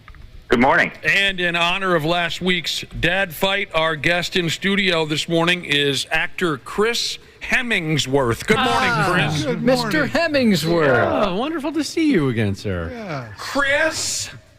Randy Shaver, the president of the Chris Hemmingsworth fan club. Exactly. What's up, dorks? Thanks for reminding me about that. I'd forgotten all about that 2 minutes after I hung up the phone. Yeah, you Yes, had to I stew have. all weekend. You've just been friggin' bothering We gotta throw that one out. We know better than that. We know you Not better throwing than anything that. out. No. Stop, Yes, we stop are. bellyaching. And we know you a lot better than that, Brad Ryder. How was your weekend, everybody's? Good. Good. How's the arm after yesterday's debut? Well, Randy Shaver, I'm old. Yeah? And yesterday I got on the bump for the Twins, and right at that release point, my arm gave way, and I sailed that sumbitch way over TC Bear's head. Oh, no. Yep. She gave way on me, and whew, sailed it big time, but it was a blast. And all the people at the Twins were very nice. And yesterday, I got to hang out with Dick Bramer a little bit. Like I was telling folks earlier, we can discuss this more tomorrow. That's cool. When Dick's on the show, but I texted him because I had to be there way ahead of game time. Sure. I texted Dick just to say, well, my direct text said, look, I'm throwing out the first pitch, so, leave a little room for me in the highlights package, when you and Roy Smalley or whoever are wrapping up the game. And he said, well, if you have some time, you can come on up and I'll give you a tour of the joint. So I went upstairs, and Dick escorted me around all the fancy schmancy broadcast areas. Nice. That's cool. What an awesome gesture that was. He's such a nice guy. And like I said, we'll talk to him tomorrow at 7:30. But, wow, he really does have the best seat in the house, Dick Bramer. Well, he should. Mm-hmm. Yeah. Beautiful, that broadcast spot. But, yeah, I was telling everyone earlier, Randy and Brad, you guys can relate to this. Like, say, when you go out in the yard to play catch with somebody, or you're on the beer league softball team and you haven't played in a week, and that first throw, what noise do all the older guys make on the field with that first throw? Right? Yeah. That's how my throw came off yesterday. I'd imagine your arm squeaked a little bit. You got to oil that thing. And the sad truth is, someone showed me a video of it that they took yesterday, and I'm sure you can find it on our website and whatnot. I don't know. Yep, you can. Get it up there. After I completely airmailed this friggin' toss to TC Bear, you see me reach for my shoulder, and that's because, honest to God, it hurt like hell. Oh, geez. Yeah. Don't they allow you to play catch on the side at least a little bit? No, there was no warm-up, Brad Ryder. Huh. And I think maybe the biggest mistake I made was Saturday during the afternoon, for only about 5 minutes, I did play catch with somebody. So it's like I awoke those muscles and tendons that involve throwing and then put them back to bed. You know what I'm saying? Yeah. And they did not want to make an appearance on Sunday. I'll give you the credit here. You are on the pitcher's mound, so they did allow you to go up on the mound. Yeah, I was surprised by that. So was I. Oh my gosh, that's a bit outside. Yeah. Just a bit outside. Yeah, like I said, it just, I'm old now. Sailed. I'm old. I was surprised, too, when we were walking through the tunnels and whatnot to get down to the field. There was a very nice Twins employee there by the name of Abby. Ashley, did you meet Abby when you were doing your thing? Yes, I did. And one of the first things I asked Abby was, can I get on the bump? And she said, yeah. And I said, I thought you guys didn't allow that kind of thing. I thought that was kind of a heralded, spot that you couldn't, wholly. Sure. And she said, no, most folks don't do it just because it's too far. They don't think they can. They don't think they can throw that far. Well, I forgot how she explained it. Just they think that being on the mound will completely more difficult? throw them off and be more difficult. Yep. But I knew I had to get on the mound. I mean, you got to get on the mound. I wasn't going to miss that opportunity. I think you looked cool. Thanks, Cubby. You did. The guy that threw the first pitch before me didn't get on the mound, so I didn't want to get on it and like wreck it if he didn't. I was like, Sure. It's also kind of a different throw when you're on the mound too. Absolutely. Taking that step too. Absolutely. I would have gone full wind up on the bit. Yeah, I should have. Brad, now that I'm thinking back, I should have, maybe took it more literally and really honestly tried to pitch as opposed to throw. That would have been more fun. Bring the cheese. Yeah, Wapple's next. He's going out there in early August sometime. August 6th. I wish I could have done it when I was 30 or 31. What are you now? 31. Yeah, because my arm is cooked. I'm surprised because when they first came to us with this opportunity of the five of us to be able to go throw the first pitch, I was kind of in my head. I was like, well, I know Nick will nail it. I've seen him throw football around here at the office. Ashley, I'm not sure. Wapple kind of could go either way. But Nick, I thought for sure that you just throw a strike right down the chute. So did I. I thought the same thing. I have to be honest with you. When I released the ball, everything was fine. And then just, screws. It sounds like people diving out of the way. Yeah, it was. I felt everything give way. So. Yeah, Friday you were saying you're going to put some heat on it. And I did. I tried to put some. It just was absolutely anyone's guess where it was going. But that's, I'm a couple months away from 52 years old, so what can you do? Pretty impressive. Good job. Appreciate that, Randy Shaver. Hey, our opening bit there, you might have recognized the voice of Kevin Garnett, the audio Josh had in the intro. And we'll get to the Twins here shortly, but I wanted to touch on this audio from our intro. Who here thinks they have the worst diet of all of us? And who here thinks they have the best? I think I have a pretty good one. Yeah, I have a pretty good diet. I'm probably in between. Yeah. Josh, you and your wife are healthy living type of people. I mean, her way more so than me. She's on the extreme side. I try and be on the healthier side. Dana, you spoke up as a healthy eater. I thought you were Mr. Wings and Pizza and all that. No, I mean, I get wings going, but no, I cook at home most nights. Really? Mm-hmm. That blows a certain image I had of you. Yeah. I thought you were like the wing-off guy. And I mean, I get wings going at least once a week, but for the most part, I cook at home. Well, I pictured you not eating anything that somebody over 16 would eat. Kind of a teenager and younger diet. I also pictured you being a guy that keeps Uber Eats rolling. Yeah, like Dino Nuggets and mac and cheese. Yeah, last night I made chicken fajitas. That's the silliest thing I've heard. I don't even know what that means.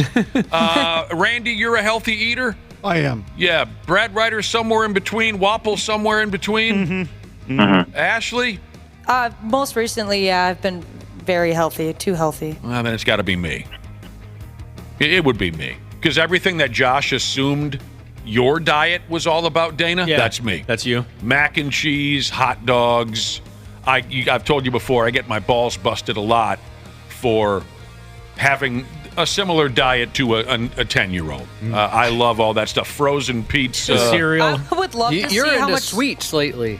Sweets have become my latest massive weakness. Cookies and candy bars and things like that. My weight hasn't changed, really. My wife hates this. My weight really hasn't changed the last, I'd say, 8 to 10 years. But if I wanted to lose 10 to 15 pounds, I would have to do one thing, and I could.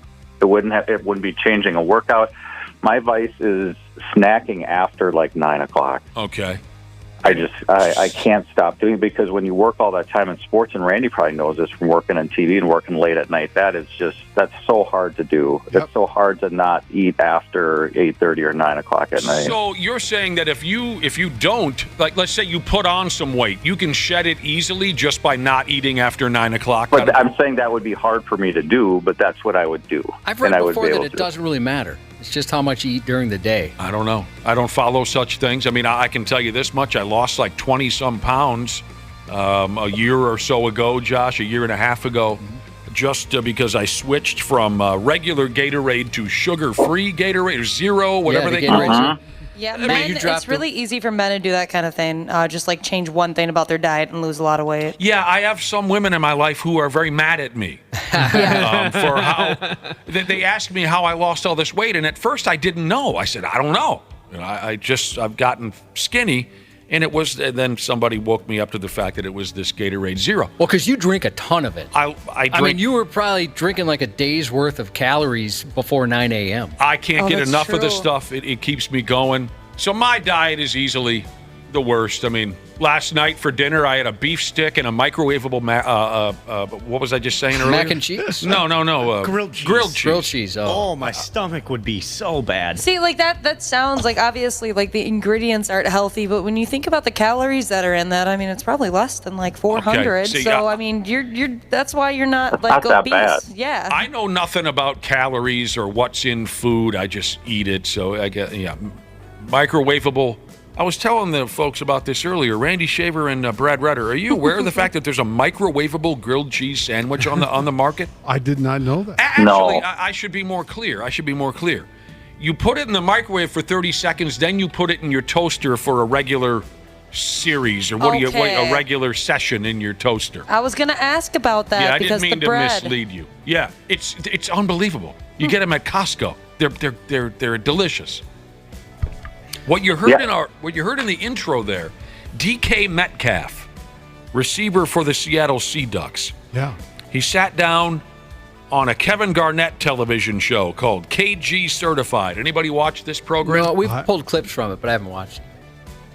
So KG asked him about how important nutrition is to him. And you heard DK Metcalf say, I'm the wrong guy to ask. He says... Surprised by that. He gets He's by such a on... specimen. He is. He's ripped. Yeah. He ripped. He gets by on coffee, 1 meal a day, and other than that, he blows through 3 bags of candy.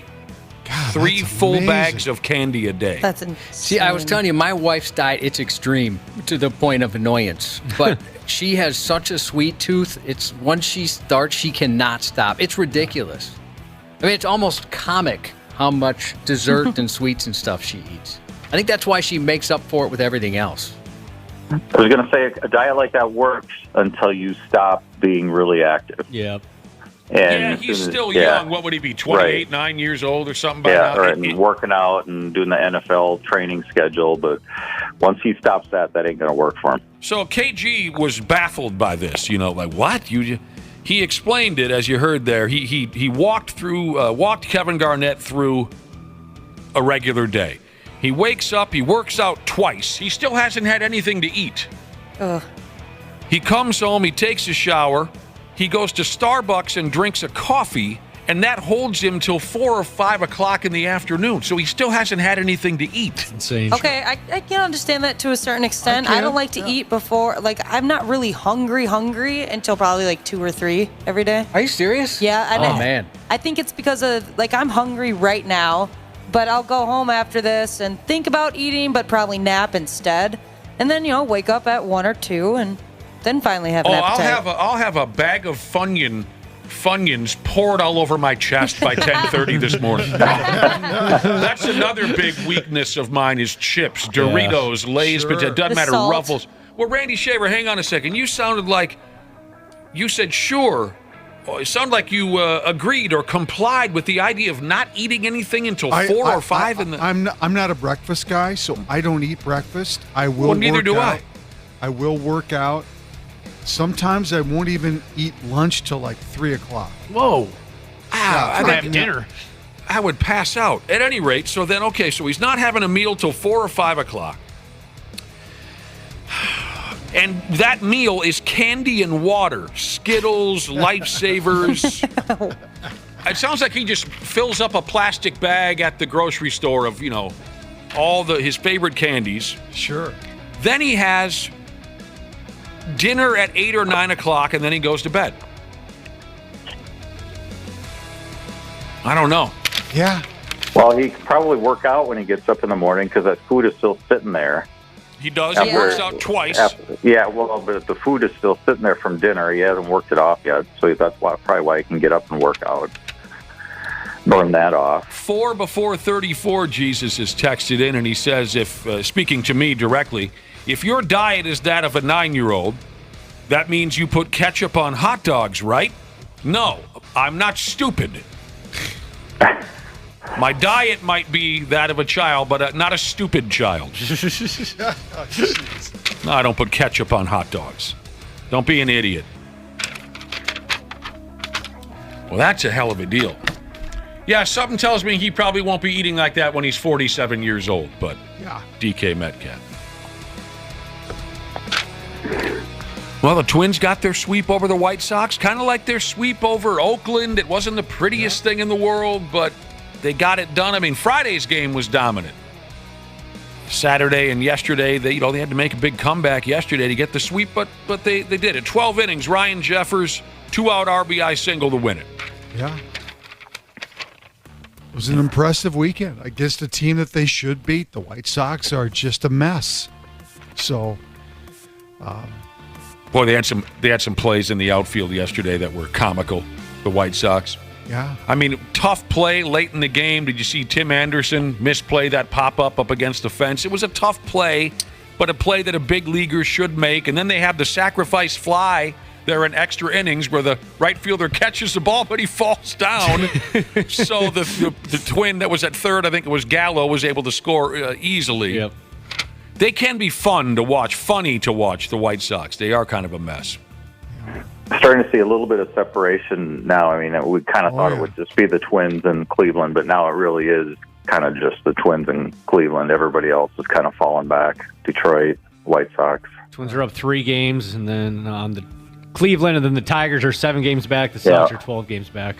I mean, it's 5 games over 500 is the number I'm looking at, and as long as they can continue to win series, win 2 out of 3, and build up that number, they're going to be fine because the Central is so terrible. But all it takes is one team to catch fire, and we haven't really seen that happen in the Central yet with anybody, even the Twins. So we'll see what happens here. There's a lot of baseball to play, and now you have to make some decisions about, are you a buyer or a seller? Are we getting to that point now? When's the trade deadline? I think it's next week, isn't it? Oh, next it's week. the end of this month. Oh, boy. Yeah. So well, who's out there? Ichiro? Ichiro is out there. Ichiro's available. You know who I meant to say. Well, I can't find it now. Otani. Otani is what I meant to say. What do you think about that deal? The Twins are not in the Kepler for Otani. Who says no? Not that I want to see the strudel I go. don't think the Twins are going to make a lot of. I just don't think they'll make a lot of noise. Well, Christ, when have they ever? Oh, they did back in the day. I mean, back in, 87, 91, then they went after Don Baylor. They did some things that, Someone from Wisconsin right now is saying, there they go again, talking about 87 and 91. Yep. But we do have to go back that far. I'm sure there have been little... Sure. What's the word I'm... Acquisitions, Mr. Hemmingsworth. It took 4 or 5 of us to come up with that. That was very sad. You tell it's a Monday. Make a lot of noise? No, I don't think they'll make a lot of noise. But there might be some rumblings, some dealings. The one trade deadline deal that always comes to me was Shannon Stewart in 2003. Well, that was massive. That was awesome. Mm-hmm. That turned out to be massive. He almost won the MVP that year. That was nuts. I told you years ago, this was, what did you say, 2006? 2003. Mm-hmm. I was living in Rogers, and my neighbor was a big Twins fan, and he liked to drink. Well, that whole neighborhood loved it. That's all we did there was stay up all night and drink in Rogers. We had a riot. I was still young. I could hack it. Well, my neighbor was always hammered, and he would put up a projector in his driveway to watch the Twins games. And I'd often sit out there with him, and he'd just get blasted. And Shannon Stewart shows up, and he's just knocking the cover off the ball. Lights out. Unbelievable. Dude got drunk, and he spray painted Shannon Stewart for MVP on his driveway. Oh, my God. He spray painted it? His wife was absolutely beside herself. That's when you know you're passionate. As if an airplane from above was going to spot this and put him on spot. His wife wouldn't even look at him for about a week. I was so in love with that dude. End of the month, you say, Randy? I think it's next Monday is the end of the month. And you should have seen how crooked the letters were. You know, it wasn't pretty. Because the dude was just bombed like Shannon Stewart for. God help us. Rogers ruled back then. That neighborhood ruled. Kente tonight in Game 1 of their 3-game series with Seattle at Target Field. I was saying earlier, anybody want to go to Wednesday's day game? It's going to be 100 degrees. Bring your neck fan. Is it really? I haven't looked at the weather. Yeah. Really? Yeah, you ought to check that out. Hey, back to diets real quick. Some of our listeners are chiming in on their diets. We were talking about who has the best or worst diet of all of us. I guess we found out Cubby and Randy are probably the healthiest, and I'm in last place. But a listener said on Saturday alone, I went to Arby's, Taco John's, Taco Bell, and McDonald's. Impressive. What kind of rules, Wow. Oh, That's a beautiful couldn't thing. do that. That's so Talk about the greatest day ever. You see, that's living. I used to be able to do that. Mm-hmm. Used to. Yeah, I remember in high school I was just chiseled, and I would go to Wendy's every night at about midnight and get 2 burgers, a spicy chicken sandwich, a large fry, and a large Frosty, and just house it all. That's where Can't it's do that at. anymore. I can do Taco. I like Taco Bell. I can do Taco Bell about once a week, but I can't do McDonald's anymore. I don't know why. They're too good for you. I think that's what it is. So what's the deal now? I hear when Jorge Polanco is ready to go, he's going to play third base so we can keep Eddie Julian there at second. Is that the word? I think that's a good plan. I'm all right with that. Yeah, I think that's a really good plan. I don't know when Jorge's coming back. Maybe Dick will know tomorrow, but I understand he's been playing third base in St. Paul now. Is that right? I think so. Okay. Yes. Yeah, I think he played second Friday, but then they moved him over to third the rest of the weekend. So. Well, I think that's a really good plan. God dang! A listener said I should have drove my Harley Davidson onto the field yesterday. That would have looked pretty cool. That would have been really sweet. Taking a jump off the mound. Yeah. My electric bicycle, which is, of course, the same thing as a Harley Day. All right, well, Jorge Polanco. Pink Eye made its way through the Twins clubhouse. Oh, no. Oh, gosh. Did you hear about that, Randy and Brad? I did not. Matter of fact, when Joey Gallo got up to bat yesterday, because they emptied the bench, Gallo said he couldn't see Jack Ola. Oh, man. At least, okay, so he bunted straight up in the air. Did everyone see that? No, I was going to say that's usually a problem when you're hitting if you can't see, but it's just, that might be my best chance. Well, I should be more specific. If you were watching yesterday's game, they had a chance to win in the 10th or the 11th. Or I can't remember what inning it was, one of the extras. Gallo squares to bunt, and he popped it up to the first baseman. It looked terrible, and the crowd was beside themselves. He mentioned later that the Pink Eye has bombed him. He said he could see well enough for a regular at-bat, but bunting was a bit of a challenge. You have to have a much more trained eye to bunt, and that was part of his problem. But anyway, Pink Eye. Willie Castro wasn't able to play Friday because of Pink Eye. Anybody ever had it? I've had it before. It's not fun. It's miserable. Other than Bob Costas at the 2016 Olympics or whatever. So I missed it. Who's had it? I've had it. I've had it as well. Yeah, I've had it once. Oh, Jesus. It was miserable. Just itches. It hurts. What is it? Goopy. Yeah. Yeah.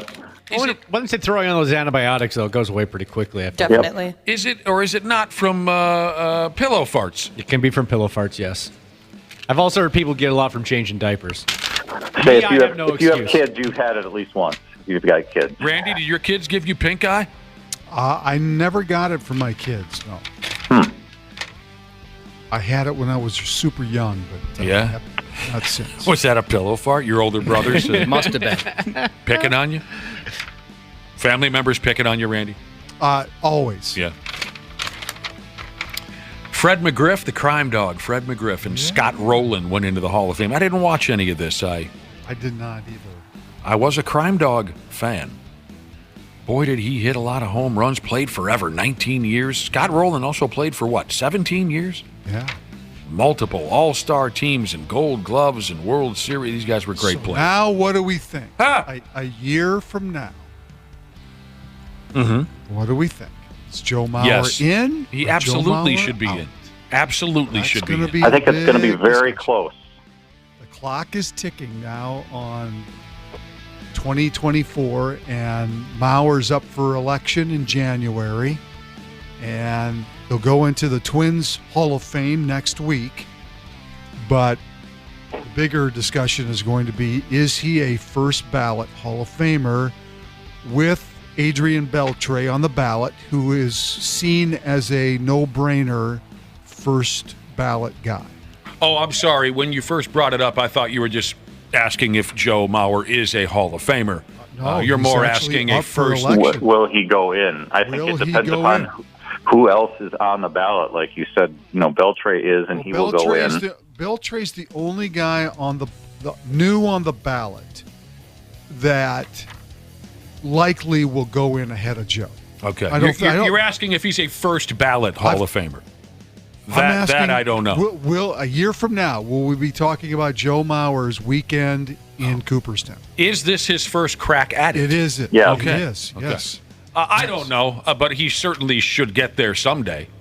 I think he will get there someday. I don't know how to compare him to Adrian Beltre or whoever else is. Well, here's the thing: Bonds and McGuire and Pete Rose, get them in first, and then worry about everybody else. I think there's enough of those voters, and you know who I'm talking about, Randy, that won't vote for him the first time, but will vote for him year 2, 3, 4. Yeah, but you know what? Here's the thing, Brad. And I've talked to both Royce and Lavelle Neal, and both of those guys say maybe 10 years ago there would be this, no, we're not putting him in on the first ballot. There's that, he like I was talking about. Yep.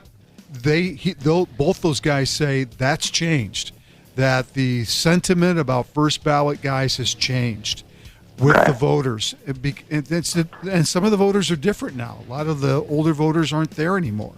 In fact, Royce, he's probably one of the oldest baseball. I think he's number voters. 3 or 4. He's 3 on the list. Yeah. So both of them have told me that's changed a little bit, and that they're both not sure if Mauer gets in on the first ballot, but they definitely say he will get in. Yeah, Joe Mauer deserves all the accolades in the world. I'm not sure he gets in next year either, but I think he gets in at some point. Yeah, I'm not worried about first ballot or whatever. Jesus Christ. Magic playing machinist Jesus sent me a picture of his coworker with pink eye. Oh, that's pleasant. This is horrible. A close-up picture of it looks like somebody hawked a loogie in this guy's eye. Ew. Oh, gosh. The eyes, Randy. It's always the eyes. The eyes have it.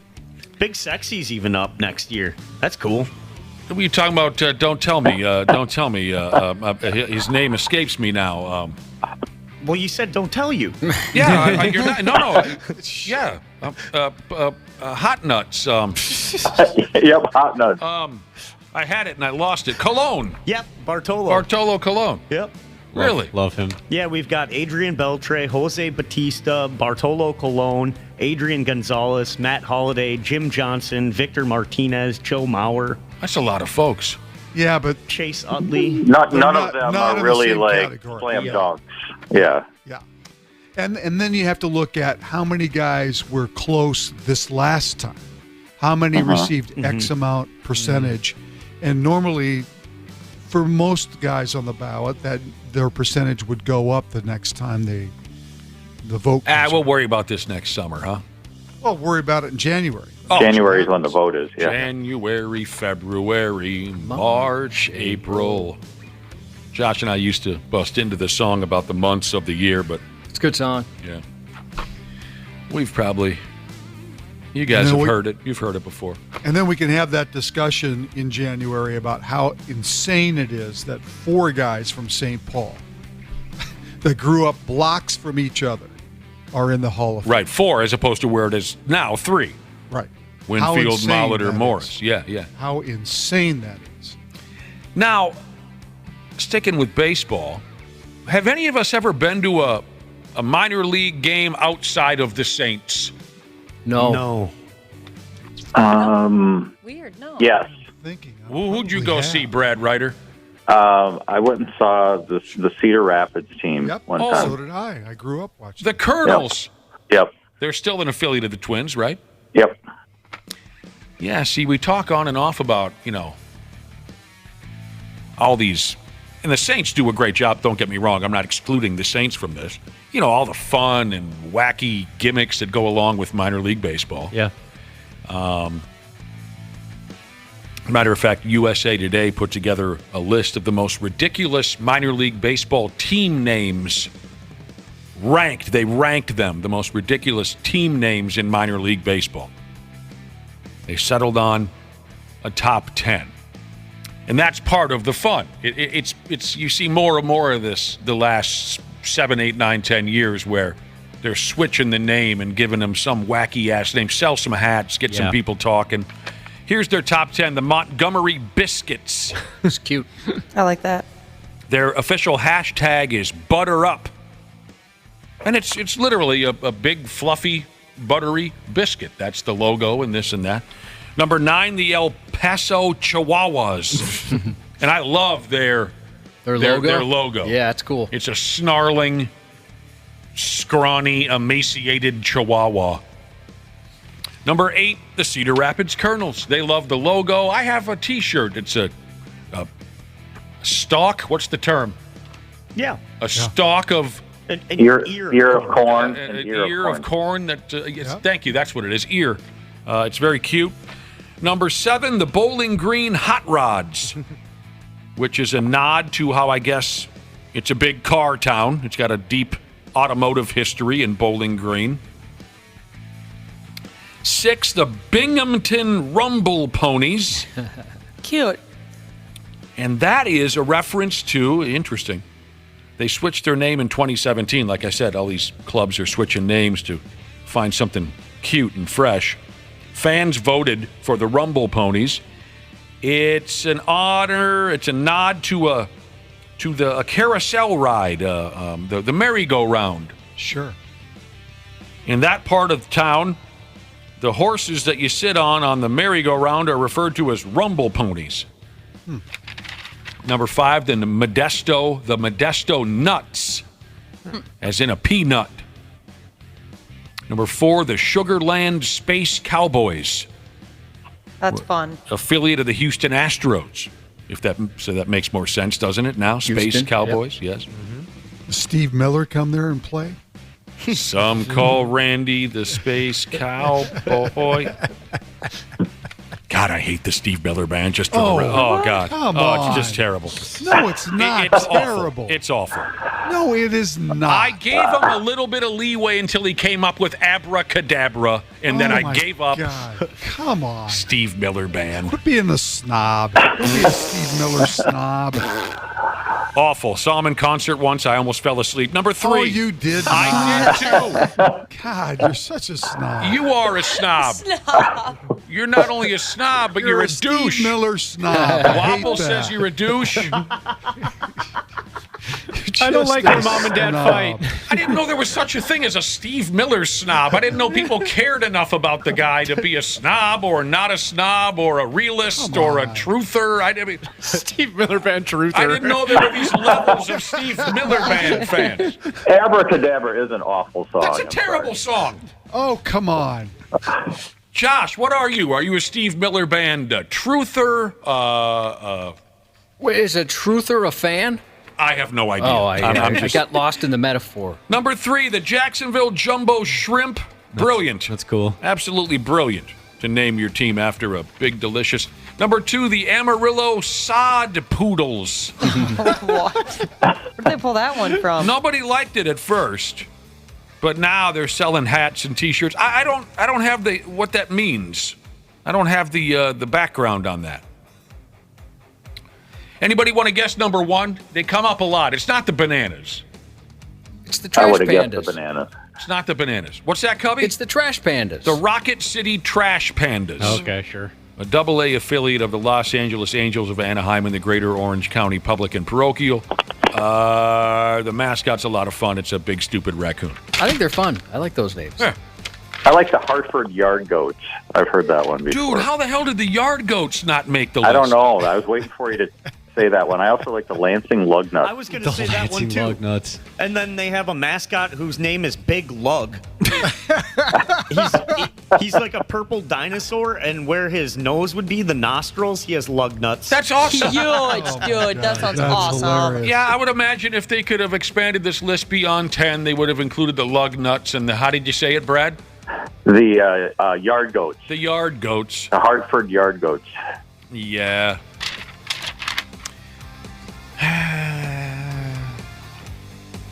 Slam ball is back.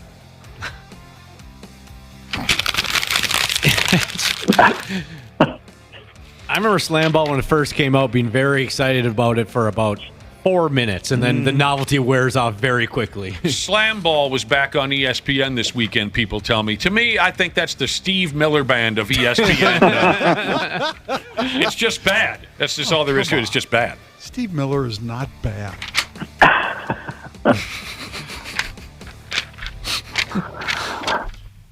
The Little River Band is much better than the Steve Miller Band. Oh, see, I know I like the Little River Band. They're coming back to Medina this November. Are they? They come to Medina every November. It's a special Thanksgiving show. I gotta go this year. If there's one thing in my life that's missing, it's the time that I spend alone, staring at the cool and bright blue water. What song? Cool Change, Little River Band. What year? 1978, I think. There's a great line in Cool Change. Oh, yeah. They don't write songs like this before when the singer says, "The whales and the albatross are my brothers." The whales and the albatross are your brothers? Dude.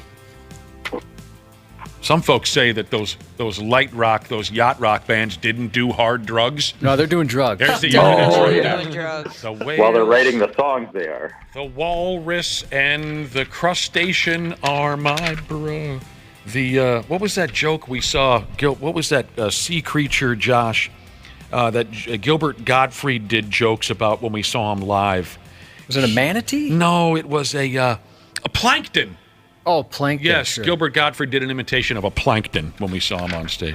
The plankton are my brothers. This is terrible. An MMA fighter, he was getting ready to MMA, and he walks to the ring, and the theme music and everything, and he gets into the ring, and he's kind of jumping up and down to psych himself up, and he blew his knee out. He couldn't fight. Oh, that sucks. Oh. Did you see video of that, everybody? It's up on 93x.com. Undefeated fighter by the name of Miguel Grillavala. He was getting ready to fight. Oh, my God. This guy was devastated. It was kind of tough to watch. Yeah, he knows like right away, like, nope, I'm done. Yeah, you could tell he was trying to power through it for a second. Mm-hmm. That was bad. He completely grammaticaed himself. He remodeled his knee. He Bill Grammatica himself. Just hopping up and down and pumping himself up for the fight. And he goes down. He knows it's over. He's crying up and down. It's terrible. I saw on Twitter a great picture, Nick. There was a picture of Aaron Rodgers in his New York Jets uniform. Yes. And side by side with a picture of the Great Gazoo. And the guy says, "I'm picking up some sweet Great Gazoo vibes from Rodgers' new helmet." And it's hilarious. Mm-hmm. The guy's name is Damon Amendolara. Amendolara. Have you seen it, Wapple? It is hilarious. Something tells me Wapple's seen it. Yeah, I'm going to see it. That's the Great Gazoo next to Aaron Rodgers' picture. I love it. It is hilarious. Oh, yeah. Look at that. It looks like they made his helmet a little bit bigger, too. What, the Great Gazoo was on what program? The Jetsons? It was on the Flintstones, The wasn't Flintstones. Yeah, the Flintstones. Yeah. I mean, I remember the character. He was very funny. The Great Gazoo. God, I hope that turns out to be the biggest disaster in NFL history. Does anyone else hope that that's the biggest disaster in NFL Yes, history? I do so bad. I want to have it. Oh, I hope the Actually, I crowd. don't. I hope want they the run. Jets to succeed. Why do you want the Jets to succeed? Because I just think it's fun for the game. It's fun. I want. I'm going to call him he's the big Great Gazoo now. I'm with that. I want the New York crowd to run Karen out of town worse than the Minnesota crowd's eventually going to run Cousins out of town. Yeah. Oh my God! I love funny. I love his stupid smirk on his face too. He's kind of like, Oh, dude, that's so great. Listener texted in, Catfishing Jesus texted in, and he says, Little River Band, what, am I shopping for a training bra? What movie? The other guys. Oh, speaking of Kirk Cousins, Patrick Mahomes. Are you guys still watching this Netflix program? I actually started watching it last night. My boyfriend watched it behind my back. It's all done. I'm only one episode in. Oh, again, you have to refresh my memory on this. This isn't the type of show you have to wait for 8 o'clock on Sunday night. You just watch it all. No, it's already out. Whenever you want. It's 3 episodes. They're already out. All right. In the series Summers, Patrick Mahomes calls Kirk Cousins the most underrated quarterback in the league. I mean, if you look at Kirk over here, man, wins every year, puts up great stats, did it in Washington, does it in Minnesota. Talk to any other quarterbacks in the league, they're going to say the same thing. I agree with that. I've been in a few systems and a few coaches. A lot of the tape that we'd watch was of Kirk. A guy consistently, year in and year out, continues to prove why he is one of the top quarterbacks in the league. I don't know how to follow that up. Anytime you can be complimented by your peers, it beats any compliment coming from anybody else in your life, so that means a lot. That's ridiculous. Kirk Cousins says, oh, Josh, get ready to be turned on a little bit. Cousins went on to say that the most underrated quarterback in the whole league is Jimmy Garoppolo. I kind of always scratch my head at the Jimmy Garoppolo situation in San Francisco because I know how hard it is to win in this league, and it seems like every time he goes out there, they win, and then they're moving on from him or trying to draft somebody and trade up, and I'm thinking, it's pretty hard to win double-digit games in this league, and that's all they seem to do when he plays. So obviously I don't know all that goes on there, but if he does it again with the Raiders, at some point, this guy's just a winner. And he's cleared to play, right? Yeah. Passed his physical. Mm-hmm. That's hilarious. Come on, who do these guys really think are the best? Themselves. Probably themselves. Oh, God, this is great right here. Fireplace Jesus texted in, and he says, Steve Miller Band. The Steve Miller Band is for guys in their 60s thinking they're cool while drinking a horrible mixed drink and trying to be funny at a bonfire. That is not true. There you go. Guys, we got to go. Thanks very much. We'll talk to you soon. See ya. Okay. If you got something or another that's gone sideways on you physically, we got a guest coming up that can help you out. Dr. P. Jesus will take your health questions on our program. The number is 651-989-9393. We'll talk with the doctor when we come back on the Half-Assed Morning Show. Half-Assed Morning Show. They're loud, they lose control, they do their little circus act, they're a nuisance. 93X. CJ Ham for Standard Heating and Air Conditioning. When I'm on the field, I can take anything. But at home with my family, we like everything to be comfortable. That's why I trust the pros at Standard. They've been keeping Minnesotans like me comfortable for over 90 years. Is your cooling system making strange noises or not cooling properly? Don't wait for an AC breakdown this summer. Get a free in-home estimate with Standard Heating and Air Conditioning. Schedule your appointment today at standardheating.com. Are you currently enjoying the show on the Stitcher app? Then you need to know Stitcher is going away on August 29th. Yep. Going away, as in kaput, gone, dead. Rest in peace, Stitcher, and thanks for 15 years of service to the podcast community. So switch to another podcast app and follow this show there. Apple, Spotify, or wherever you listen. Dr. P. Jesus. The 93X Half-Assed Morning Show. Yes, welcome back to the show. 8:26. It's Monday. I'm sure very few of us are feeling 100%. Good thing we've got a doctor to straighten things out. If you've got a lingering issue with your health, we've got the guy for that on the telephone right effing now is our doctor friend, Dr. James Parnell. We call him Dr. P. Jesus. Welcome to the show, Dr. P. Good morning, my friends. How have you been, fella? Doing okay. Pretty good. Yeah, I wonder, does anyone actually feel great on Monday? No. I don't know. Probably not. Very few. Maybe some of the real clean living types out there, but you know what I'm saying? I don't trust them. It is very sleepy in here.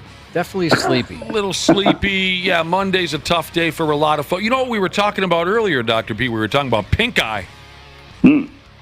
Pink Eye made its way through the Twins locker room here recently, and someone sent a picture of me.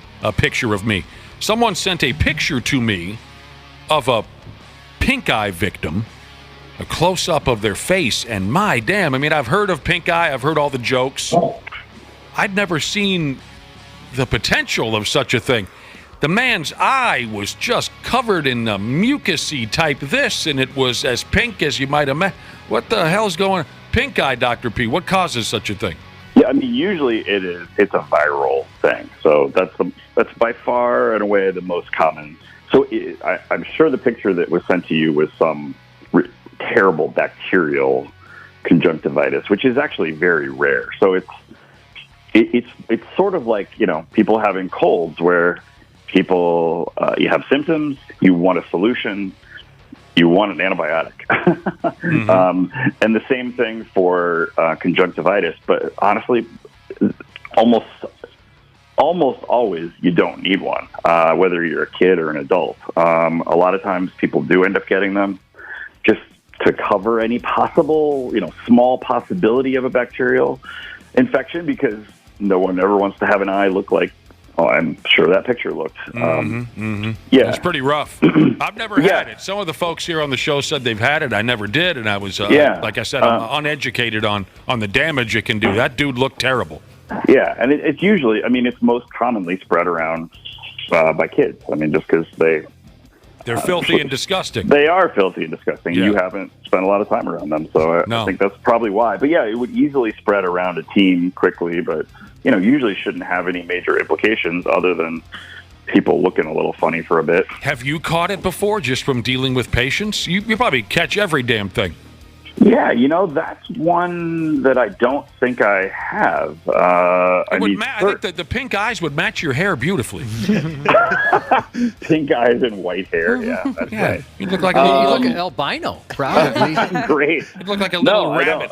Yeah, certainly lots of respiratory infections, just were inevitable because people come in and are coughing and sneezing on you. If anything, COVID is maybe...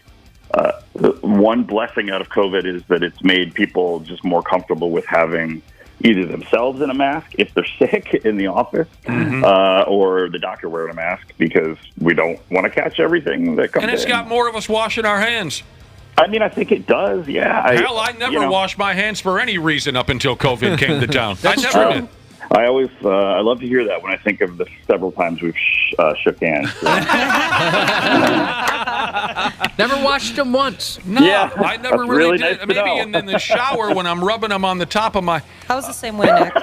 Well, that's a hell of... Our number, by the way, 651-989-9393. Most of you are aware of this already, but if you want to text and you have a question for Dr. P, that's the number, 651-989-9393. Pink eye looks like a terrible thing. When I got pink eye about 4 or 5 years ago, I messaged my boss at the time because I wanted to know, should I come in? Do you not want me to come in? I go, yeah, dude, I got pink eye. He just responds, gross, dude. That was it? The sympathy. The sympathy. Gross, dude. Tingling, I'm sorry. Go ahead. No, you're off and running. Tingling third leg Jesus has a question for you, Doc. He's got a tingly left leg. Starts on the left butt cheek all the way to the bottom of the foot. He said he's a garbage man. He's guessing sciatica from sitting in his truck. Oh.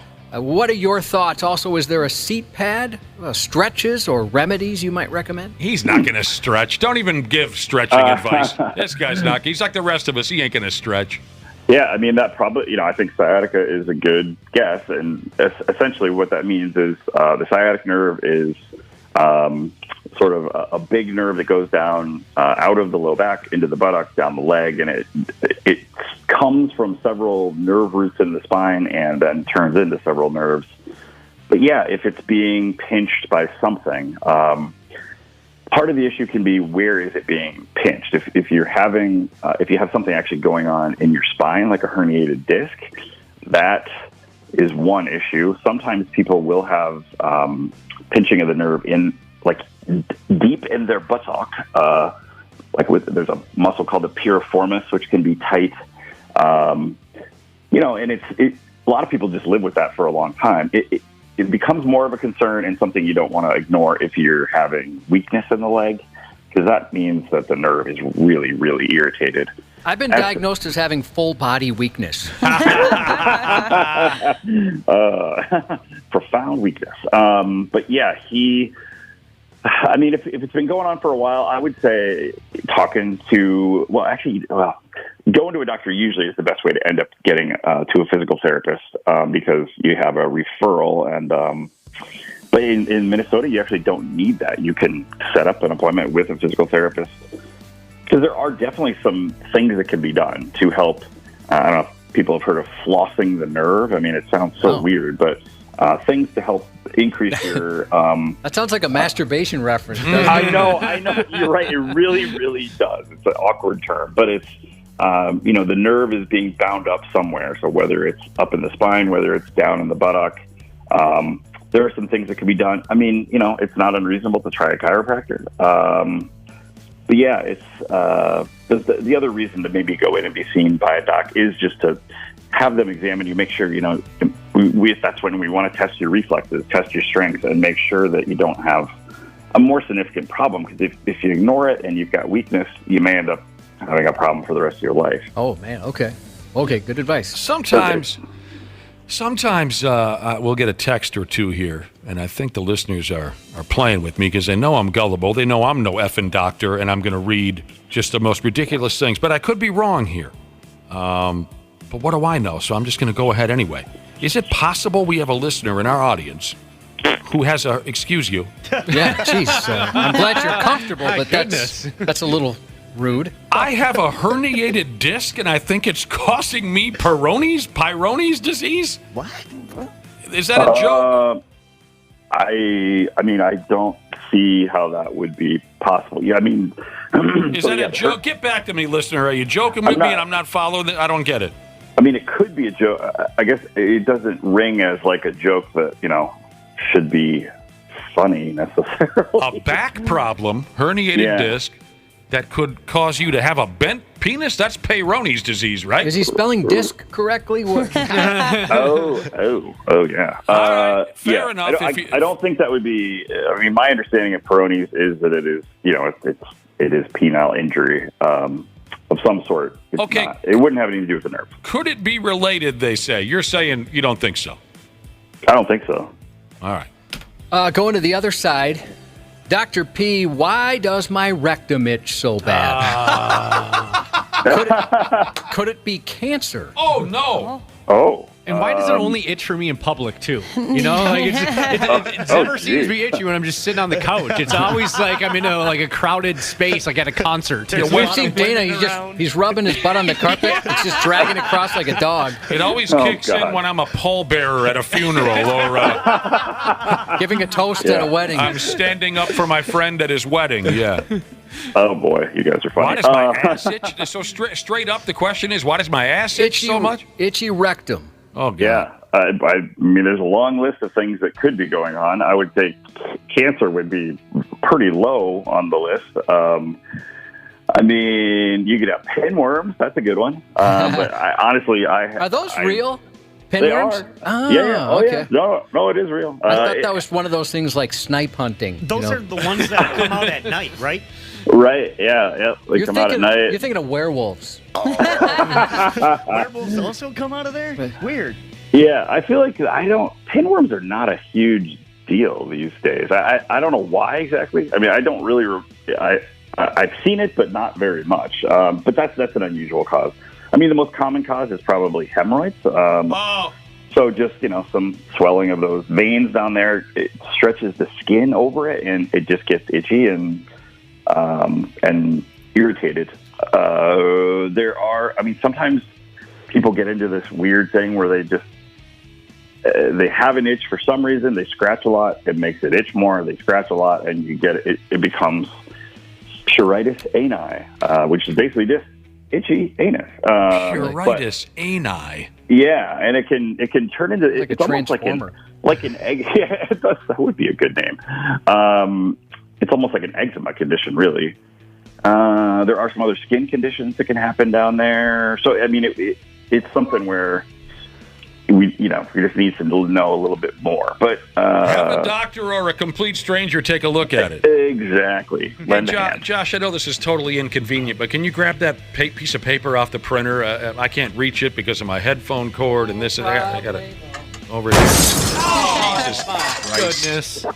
Darn, another printer. We're talking to Dr. P. He's taking the questions from our listeners. He's taking health-related questions from the brother and sisterhood.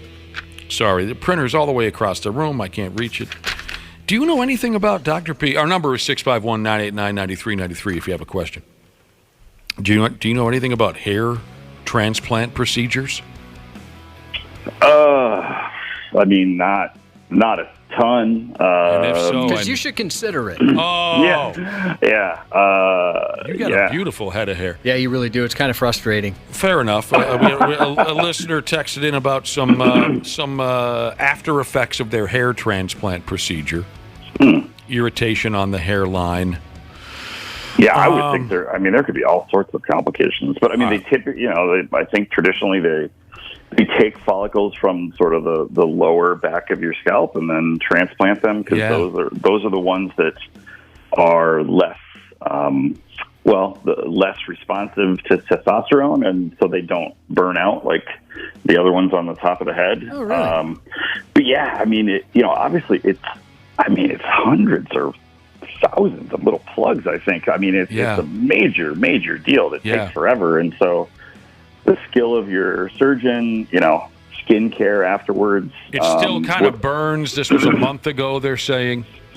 Burns. Yeah, I mean, they should go back and see whoever did it and just make sure there's not an infection. Go back and see whoever it was that put that hair into the top of your head.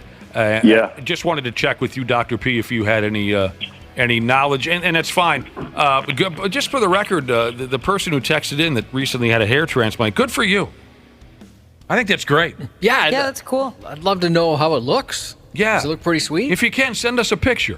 We're able to receive pictures now on this text machine. I'd love to see what it looks like now. Josh and I came very effing close to going through with that. I wish we would have. I'm glad we didn't back then. Now would be the time to do it, right? Haven't they made much more advancements? I think so. Again, it's obviously it's a cosmetic procedure, and so I don't know a ton about it. But yes, I believe so. And whether it's, I guess I'm not sure whether it's the instruments that are used to, remove the plug and put them in. It might be. Probably just a better understanding after all those poor people who had it done, 25 years ago and it didn't go well, and they figured out better ways. Because, it does seem like it's possible. Does it ever look normal, though? There's a guy I know that did it, and you'd never really know. Yeah. Really? The transformation was dramatic, to say the least. Everyone's seen some bad ones, but I've also seen some good ones. I mean, I guess that's true. You don't, honestly, if it's a good one, you don't know it's there unless you know the person and know they had it done. So I'd be running around town right now, Josh, looking like Blas Elias from the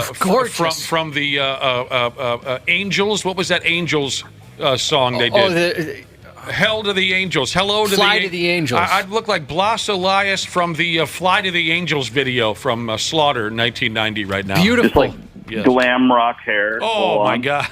Beautiful, he said. I mean, honestly, gorgeous, especially in that video. All Dr. feathered and everything. Yeah. Speaking of lingering effects from a procedure, OSH Jesus said, how long does it take for the, quote, boys to not be so sensitive post-vasectomy? It's been 6 weeks or so. Oh, isn't it funny how some guys, they feel that pain till the day that they die? Other guys, 2 hours later, they're in karate class. Yeah. You know what I mean? It does seem to vary. 6 weeks, you would think. I guess I tend to think of our body healing in general. 6 weeks is kind of what it takes for a bone to heal. It probably takes a little less than that for something with your, a cut on your skin that's bad to heal up and look pretty normal. But yeah, some people are more sensitive to it. I mean, there's, when they do the vasectomy, there's a blood vessel, two blood vessels, an artery, a vein, and then there's a nerve in the vas deferens, and they have to kind of tease out, or not in the vas deferens, in the in the little the tissue where the vas deferens is. So it has to be teased out, and it can irritate the nerve. So if the nerves got sort of traumatized slightly, which is really almost impossible to avoid when you're doing it, it could go on for months and months, but it would just get better slowly. You would wonder. I think that's one of the reasons people do need to take it easy afterwards, because if you don't sort of really rest those couple days after an ice and elevate, which is weird, things can get problematic. Okay. Dr. P. Jesus. The 93X Half-Assed Morning Show. Yeah, we're back. And he's a real doctor, Dr. James Parnell. We call him Dr. P. Jesus. He's taking questions this morning about our listeners' health concerns. And we gotta recap real quick before we move on. We got to recap a texter from earlier, a dude who said about a month ago he had hair transplant surgery, and he's still feeling some burning and there's some discomfort there. Dr. P, you aren't the most learned man in the world on hair transplant procedures. You gave him your best advice, but we were going back and forth about, we've seen some good ones, we've seen some bad ones as far as hair replacement goes. And we asked the dude to send in a picture. He looks friggin' terrific. It's awesome. We got to go right away after the show today. I can't get this done fast enough. He looks so good. And how long ago was it? A month, he said, I believe a month. And it already looks good? Yes. It looks that really is amazing. good. I mean, I'll have to look up. I mean, but again, it's not something, wow, that's impressive. His skull there was just sporadic hair up there, and now he looks great, just so you know. There's some good ones out there. I would actually like to have my chest hair transplanted to my head, because it's still like a nice, beautiful brown. Oh, yeah. Not white. Oh, yeah. Is that right? You've got a lovely head of hair. Just You do. dye it. I know somebody that can dye it for you. My stepdaughter does that for a living. Throw a little shoe polish in there. But we got time for a couple more questions here, and I found an interesting one or two. Dr. P, do you have any advice or a good way to get over elevation sickness? Oh. It's the worst. I don't know much about that. You know something about elevation sickness, Ashley? Yeah, I got it when I went to Colorado. I actually got it while climbing up a mountain. You get, for me personally, I was just super nauseated, felt super lethargic. Who the hell asked you to climb up a mountain? Were you hungover? I think No, it sounds not like at a all. hangover. Nope. That's what it felt like, though, at some point. It felt like a really bad hangover. I ended up, when I went into the doctor, I had to go to the hospital in Colorado. Out-of-state medical bills. You were really just fun. completely cooked. You yeah. were sick. You felt dizzy. They All hooked that. me up with some IVs. What do you know about elevation sickness, Dr. P? Yeah, I mean, the main solution, honestly, is to descend. I mean, truly, that honestly, get in the car and go back to the bottom of that hill. I mean, yeah, because some people are way more sensitive to it, and the way to either prevent or make elevation sickness less is to ascend gradually. I mean, if you're driving up somewhere, that's one thing. It's going to be hard to do. Obviously, if you're climbing a huge mountain in an expedition, you kind of go to different base camps. You may stay there for a day. I'd imagine if Australian Jesus gave me a shoulder ride, I could get some elevation sickness. A medical device. Jesus, those guys are gigantic. If Carl Anthony Towns gave you a piggyback ride, yeah, I'd have maybe elevation sickness. Okay, do you want to keep talking about it, or? Yeah. Oh, yeah. Oh, sure, yeah. I'm very interested in. Wapple and I have fear of heights, but I remember when I was in Colorado. They must be very different things. I went to Colorado years ago, and I don't remember feeling anything different. And we went up to I do. We drove up to some mountain. Yes. I remember. When we got to the hotel, maybe this was a different trip. I take that. This was with a friend. They had the staircase on the outside. We're loading up our luggage, and I was exhausted. I wasn't out of shape then, right? And I felt completely out of shape, and they said that's really? The altitude. Okay. That kind of mess. Yeah, I think for most people it starts at maybe 7,000 feet. I mean, obviously Denver is it's a mile, 5,280 feet. That's most where people we are were. fine there. but some people are sensitive. So yeah, I mean, I actually did a trip to Peru a long, long time ago, 20 years ago, and hiked the Inca Trail to Machu Picchu and all that. And we peaked out at 14,000 feet. But we had to make our way up there pretty slowly. So there's a big difference between fear of heights and elevation. Absolutely. issues, Yeah, no, elevation sickness, truly. I mean, it's not fear-based, you're It's saying. not fear-based. No, yeah. no. It is absolutely physiologic for sure. Yeah, it's because the atmospheric pressure is lower. So even though the oxygen levels are the same in the air, it doesn't get into your lungs and your bloodstream the same way. So you're starving for oxygen.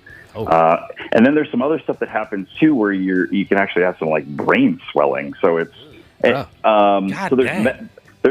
medications that can be used to help prevent sickness. All right. There's medications that can be used if you develop it. And actually, it sounds like you had it pretty bad. You were dehydrated. They probably gave you IV fluids. They gave you probably a steroid medication. They gave me some stuff. So you passed out? No, I didn't, thankfully, but I felt like I was going to. Yeah, I mean, it can be absolutely life-threatening, but typically not. Not unless you're climbing Kilimanjaro. I'd say it's not usually to that point. Dr. P, I have a North Face jacket. Does that mean I'd be okay? I think yes. Yeah. Oh, absolutely. I'm yeah. ready for adventure. Especially if it's puffy, for sure. That's very interesting. Elevation sickness. Just another Army mechanic, Jesus, found out recently he has type 1 diabetes. Can you ask Dr. P to say some common symptoms so the brother and sisterhood know? Type 1 elevation diabetes. Yes. Man, that Yeah. would be something. So just very briefly, type 1 diabetes is what you can refer to it as childhood diabetes. And you can be essentially- diagnosed later in life? It can be, yeah. I mean, it's just most commonly in younger folks, and it means your pancreas has stopped making insulin, or is stopping it and then stops it, usually over a period of months. So you get quite sick. Very different than type 2 diabetes, which it happens over years and years. But yeah, type 1 diabetes, I mean, the most common symptoms are unexplained weight loss, massively increased thirst, and peeing all the time, and having it be like, as much as you possibly can drink, you're still thirsty, and you're peeing like mad, and you're losing weight, and you feel weak. I mean, essentially unexplained weight loss is never a good thing. And it usually is pretty rapid, but with type 1 diabetes, because your body's not making insulin at all, it means any carbohydrates you eat, so glucose, doesn't get into your tissues to be used as energy. It just sort of stays in your bloodstream and you pee it out. I mean, it causes you to pee more. And you're kind of going into like starvation mode. So that's what ketoacidosis is. So those are, I'd say that's the weight loss, peeing, thirst, and just being completely exhausted and not yourself. Word up. We got to get going here pretty soon because Josh and I got to make an appointment at the hair club for men. I've already started texting friends saying I can no longer be friends with them anymore. New Josh. I'm going to look too good. Yeah. I can't hang out with uggos. But we do have a little bit of time here with Dr. P. Oh, a listener has texted in, and they're asking what you know about living a gluten-free life. What are the benefits of being gluten-free? The listener says, my in-laws say it's, quote, life-changing.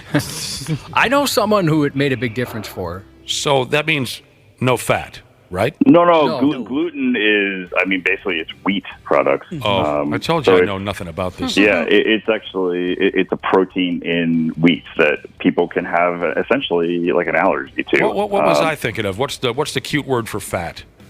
It's just fat. No, there's a cute word in there somewhere. Go ahead, Dr. P. We'll figure that out later. But gluten-free life. So, there's different degrees of gluten problems. I mean, some people truly have a horrible gluten allergy where they will get incredibly sick. And once again, they end up they have weight loss, they have diarrhea all the time, they feel terrible because your body is sort of rejecting the food you're eating. Is gluten one of those things where just for people who are sensitive to it, it's bad, or just is it something where it's bad for everybody? No, I don't. I mean, I think there's probably people out there who say it's bad for everybody. But I mean, obviously, wheat products are in a lot of the stuff that most of us eat and do fine with. I always ask for extra. Yeah. Extra gluten, right? I'll have their gluten then. But yeah, so there's tons of people who feel that they just feel better off of gluten, and maybe 20 years ago, to try to live a gluten-free life was pretty tough because there was no products you could buy that were gluten-free. Now it's a huge industry. You see it a lot. I mean, you can order a pizza gluten-free crust or gluten-free. Yeah, and I guess I'm not totally sure. There seems to be a spectrum of, some intolerance to gluten that just doesn't show up on the lab tests that get done. There's not antibody levels in your blood. It's not causing literally inflammation and problems in your gut, but you feel better if you avoid gluten. And it's, you can't really argue with someone who says that they do. Then it's just a matter of, well, I guess if you feel better and you're willing to, pay that cost to get gluten-free things and live that life, and great. Quite a few people are texting in saying they stopped eating it or severely cut back, and it's made a huge difference. I can tell you the one friend I have, or my sister-in-law, she found out she has an allergy to it, and they were trying to figure out forever what was going on with her. She stopped, and she's completely fine now. Still kind of weird. I mean, if you really are to the point of, where it can be measured with medical tests that you have an allergy and you have antibodies, you definitely will do a lot better. I guess I always wonder when people switch to gluten-free, are they just eating healthier because they're sort of consciously avoiding, fast food, beer, a lot of alcohol. You have to avoid it because that sucks. Sometimes you don't know. That sucks. I can't argue with someone who says they feel better on it, even though I can do lab tests and it never showed that they had a problem. I was thinking of the word glucose, which is sugar, right? Yeah. Which of course makes a lot of us a little rounder than we want to be. Indeed. Well, there you go, Dr. P.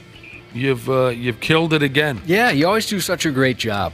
Thank you. How come they don't let me throw out a pitch at the Twins game? I bet they would. Know. We should have, when they said, "Hey, we want the half-assed morning show," we should have just included you and put you on the list. Yeah. But I guess we're dicks like that. Maybe next time. No. Maybe next time. But Nick, you did do it? I ruined it. I ruined everyone's day. You did it yesterday. Where did the ball go? Oh, way beyond the damn catcher. Way high.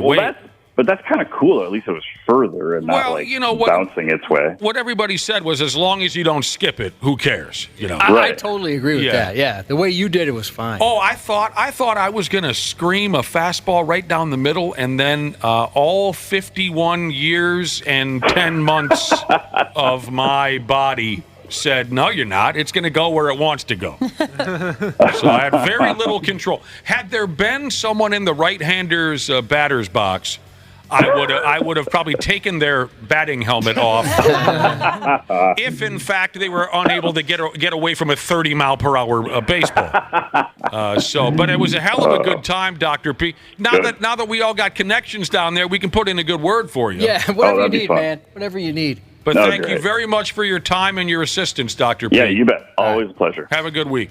Happy belated 35th birthday to Hot Legs Jesus from Pig Sticker Bass Fisherman Jesus. And happy birthday shout out to J.D. Popper Jesus. Have a great day from your buddy, J.D. Popper Jesus. Oh, wait a minute. Seems sauce. That's cheap. The 93X Half-Assed Morning Show. 93.